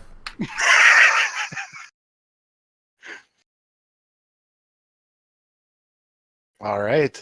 Can I roll, I don't know, history, dwarven history or something about this axe, about Bob? Does it ring any bell for me? I want to know who Bob is. I silently go over to Ven while they're figuring all this out. 19 on history. Just a flat history check. Okay. While he comes over, I pull out the alchemy jug. Wine! And take a sip and pass it to him. Okay. You get the sense, Runa, that there's something special about this blade. Something special about this axe. You're not sure what it is. But Bob might be the name of the weapon? Dwarves love naming their weapons. Breaker of bones. If that makes you feel better, maybe that could be an acronym for something. I like that. Maybe. Can someone identify what it does? I look at Ven and Morthos. I can maybe make an arcana check. I'll But just it's the best hand I my can axe do. around like hot potato. I'm not arcanely inclined, so no. Can I make any sort of arcana check on it? Sure, make an arcana Okay. check. He hands it to me and I like, whoa, shit, that's heavy. I assume it's really light to me, but no one else. Mm-hmm. It's Oh, not yeah. light to me. Okay, I got a 14. This dice is bad today. You guys have no idea what this does. I take the axe back and I say, all right, Bob, we're going on journeys. We'll figure out what you do and we'll go from there. Maybe it does Thank you, nothing. dwarf. And it was just excellent Okay. craftsmanship. And that's It why they named it. it has been consistently raining. And so there's quite a few big puddles around. And as you're kind of holding this weapon and talking to it, Sin, it slips right out of your hand. and you're like, what the hell? And it splashes down into this puddle, and where you would think it would sink, it bobs on the water. All right, guys, we found out what Bob means. You're shitting us. It bobs on the water. It's a fucking buoy. This is cock all over again. Should we maybe go find the dragon horde? Yeah, I was just about to come over and ask you if you think that a young dragon would have a horde. Would a young dragon have? I mean, imagine it would have something. Yeah, definitely. This might be one of the only dragons on the island, so you may have gone and grabbed shit from all over the island. Runa, do you need a hand putting that on at all? Looks very heavy. I got this, I say, and I vest myself of the heavy chainmail armor and put the breastplate on. And I rearrange my other clothing and the gambeson and everything and put the Moradin brooch right where you can see it. The one that I got from Oscar, my mentor, my dwarven mentor, who told me all about dwarven history. And I say, I'm so glad that we fed that spirits. And I'm also so... I feel horrible that they have been sucked into the soulmonger to be consumed by the arthropods. So this is the bitterest victory ever. But you all fought so valiantly. I'm very proud of you. And then, that was amazing. Your dog. And your arrow, Kadendan. And you all fought. It was a very beautiful fight. You did good. Kalimvor is proud, I'm sure. Even though we could not save those, we saved those spirits and lost them in one fell sweep. You begin to hear very quietly at first this kind of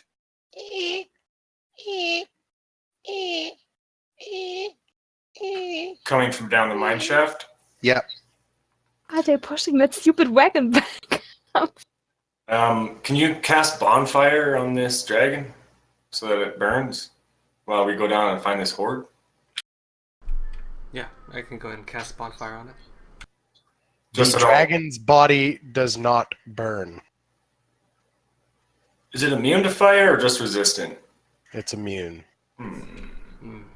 Blue flame. Cut its head off. Let's cut its head off. Can I use a sacred flame to just destroy it with radiant energy? Sure. I stand there like casting sacred flame again and again and again and again. Like 30 minutes Putting later, these almost macabre holes in the dragon's body. Yeah, I'm gonna be firebolting it. Yeah, firebolt is still fire, right? And they are Oh yeah, shoot. immune to fire. You guys So, radiant energy relatively destroy this body, What but if we just decapitate it? having taken all of that time, all of a sudden coming out of the darkness of the cave and with the smoke and everything else is a minecart. Seemingly on its own accord. And If it you comes want to to a stop. live, come slowly out from behind that. With your You hands up. you just see two little hands come out from either side, two little clawed hands come out from either side of the ore cart, followed by these very dragon-like heads. And two small, very frightened kobolds step out with their hands up. Where was your master's treasure hoard? Speak, or you will be shot down. It's in there. And they point at the ore cart. He don't want no trouble. Got You lying? kids and family inside. Sure, yeah. We all got Pay you kids to and family. go away, not kill us. I take a peek inside the minecart. I'm watching Galinden very closely. I don't trust him. You see a couple of closed chests. Go back to your family. And they just, like, Wile E. Coyote, Roadrunner, just gone back into the cave. Sin, can you help me with this? These I look would- heavy. Inside check. Do you really have a family down there? You're gonna kill him regardless? I don't know if you'd like. Freaking heartless. I just want to know. Then That's 27. A Runa 27. sees all. I rolled You- 19. You don't say poop actually today. do know that they have a family. That this does seem to be, they seem to have set up here, and perhaps then maybe Tinder came along. You're not really sure, but you do get the sense that these kobolds were subjugated by the dragon. They were slaves for the dragon, and having watched you guys kill the dragon in under 12 seconds, they don't want to fuck with nobody. They spoke the truth, I say to everyone. They do have family down there. Let's just see what they brought us and then go. We have an appointment with fate. Azarac. Yeah, I help using Sin's help. We're gonna pull out the chests. Okay, so you How pull big out are the they? chests. They're fairly large chests, like traveling chests, like ones that you would find on a ship. Are they shiny? The chests themselves aren't shiny. Most of them seem rather dull and kind of worn. But as you kick open the lids, there's lots of shiny. Is there a crown? There is. There is a small dragon-shaped crown fashioned from gold sitting right on top, as well as a copper mug with jade inlay, a gold embroidered scabbard on top, and that stuff is resting on 3,300 gold pieces, 15,000 silver pieces, 45,000 copper pieces, and when you dig all of that out, you find 2 red vials. One seems to be a smaller vial than the other. One is full of shining red liquid, and the other is also full of shiny red liquid. Now, Runa, you've seen these countless times before, having administered them hundreds of times back in the church yourself, and you very easily recognize one potion of healing from the community, from our lovely viewers out there, and one potion of greater healing as part of the dragon's hoard. Thank I you. claim the crown. Healing potion, anyone? I'm good. Should I keep them in case one of you needs them so I can administer it? I think I Well, have 2 you- already. You can administer it magically. We should give those to people who can't in case you fall. I could take one of them. I give one of them to Mortis and one to Galindon. I give Mortis the greater one. Yeah, that's fine. I don't really care for the coin. We need it. Everything is very expensive here. Next time we need to drive a Are we- ship through the Bay of Port Nyanzaru, we might need those coins. Are we planning on going back before Sarac? No. No. How But are we we going to can't- hold on to 45,000 pieces of coin? I'm mostly interested in the gold. I mean, the 45,000 silver or It's copper. 450 gold. Yeah, but we can't really do that here on the fly because I don't have that magic item I wanted to get. Let's take the big coins, right? The golden one. If you guys There's got room for 15,000 silver. 3,300, yeah. Can Which we is all split it up? 1,500 gold? We could, I think.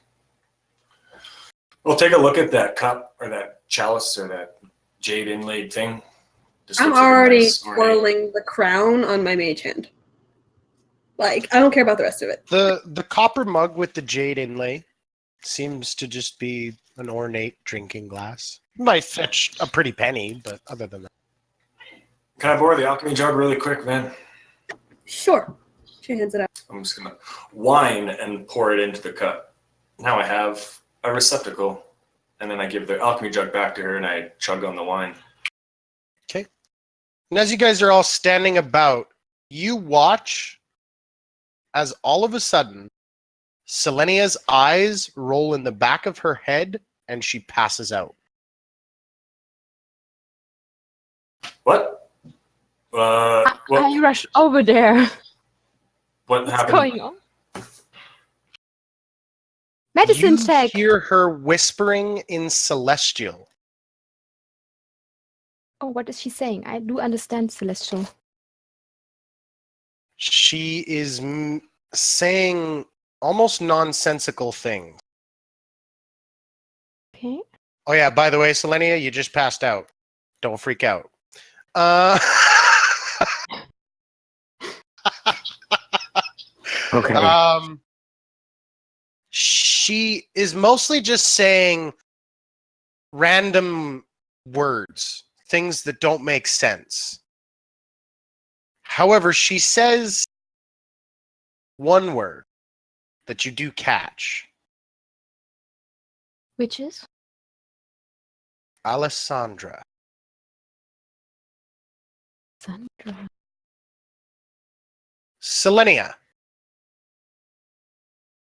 You are standing on a beautiful marble walkway. The buildings to your left and right seem Chulton, but perfectly clean, almost white. At the center of this walkway, where the walkway leads, is a gleaming tower.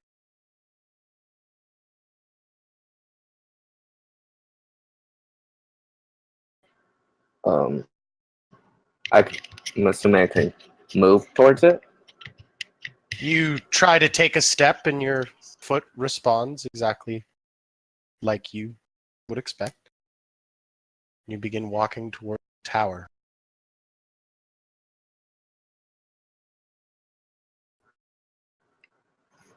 And I look around as I walk towards it. You look around and this place seems abandoned. There is nobody looking at you. Nobody here. Your boots even give these kind of eerie echoes on the pavement as you step towards this tower. And quicker than you want to believe, quicker than possible, you find yourself right in front of it.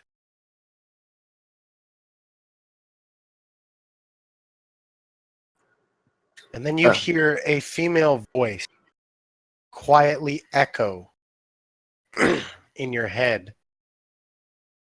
Have you seen him?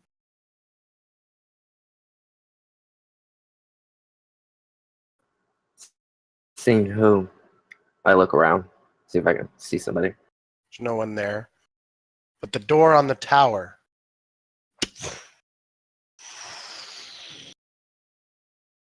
slides open. In front of me, or is it up higher? No, it's like you go up some steps and you'd go through. I'm gonna go Okay. through the door. Before you is a spiral staircase. White, gleaming, perfectly void of any and all dust. Have you seen my love?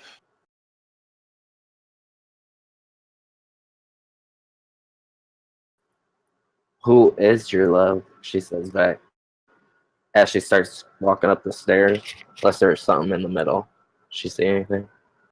Okay. You begin picking your way up these long staircases.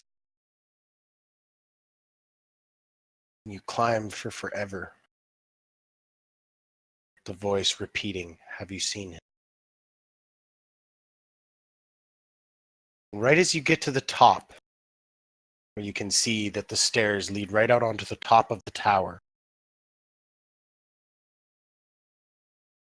You hear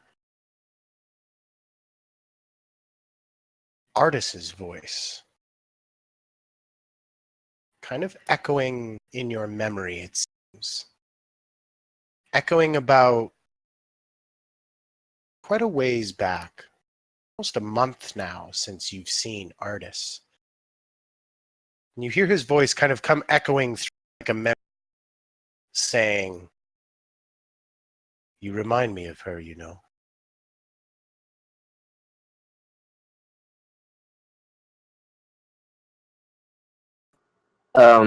She's gonna say, "Is your love artist?" Out loud. The light from the outside of this tower seems to beckon you.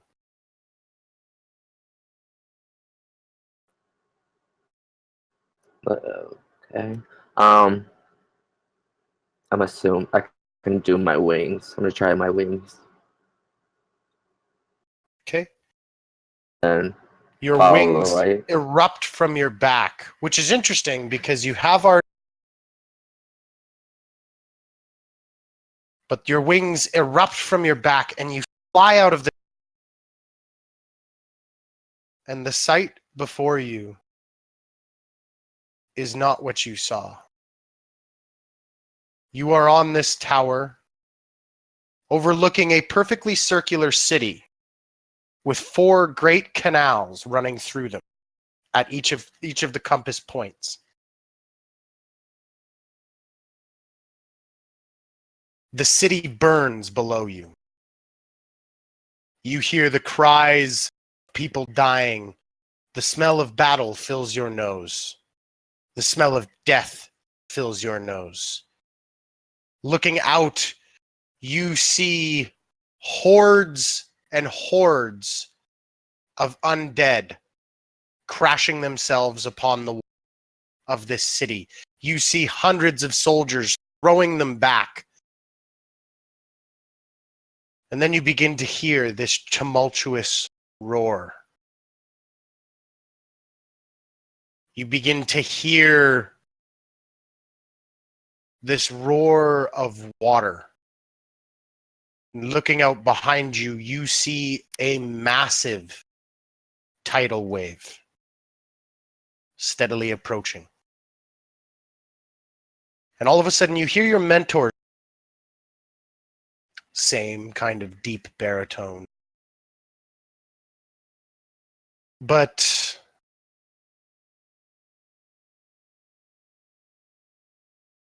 it's younger in a way. And he says, "Alessandra, you must do it. You must let her go. She is the only key to all of this. She is the only key for what is to come, what we've seen." And you hear a woman's voice. "How do you expect me to give up my daughter? How do you expect me to just let her go?" Dalmas says, "It is fine. I will take her far away from here. I will leave her for a time, for her to see what it's like. But then I will return her to her home. I will return her to where she belongs, to her mother. I promise you, Alessandra. She will come home."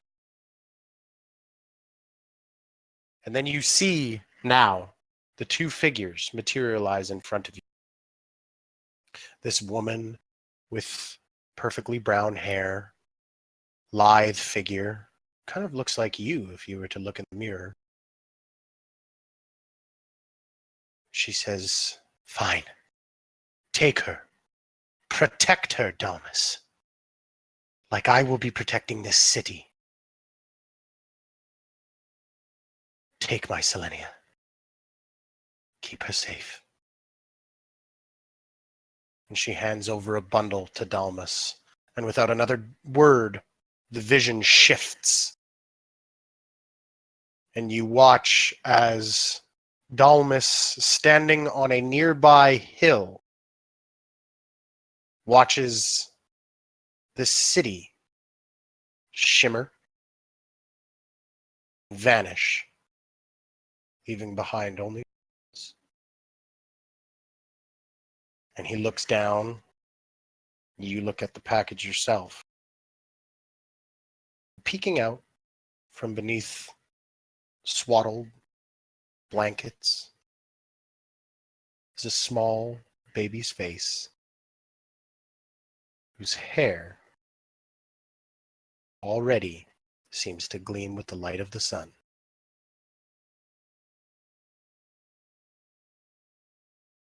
And you wake up, surrounded by your friends. She hasn't been moving for quite some time. Nope. Her head is Your in my eyes lap as I We're check like her vitals. blink I'm open like fanning her. as Runa is over top of you.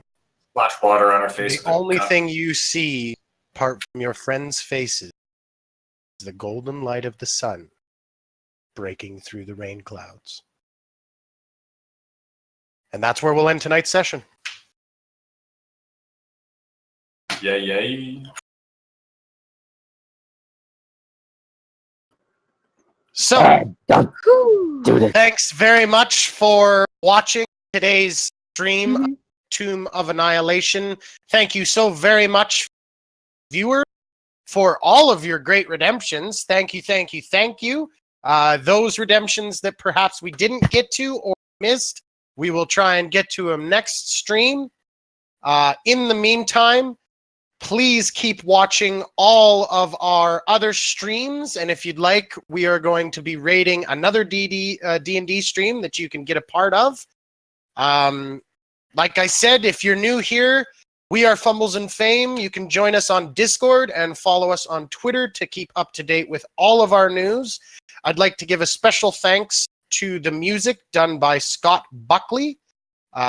He's great. He has a lot of awesome open source music that if you guys would like to go check out, I believe it's scottbuckley.com/au or something, but if you just search Scott Buckley, you'll find it. And he's got all sorts of great stuff that you yourself can use in all of your RPG games. Tomb of Annihilation returns with episode 13 on the 22nd of July. And lucky number 13 will be called The Beginning of the End. All right. With that, we will bid you guys goodbye and adieu. If you want to catch other antics like this, watch our Princes of the Apocalypse stream tomorrow, watch our DDO stream on Tuesday, and keep in touch on Twitter and in our Discord, and you'll find all of the other stuff. All right. Thanks very much, folks. Have a good night. See you later, Bye. everyone. Bye.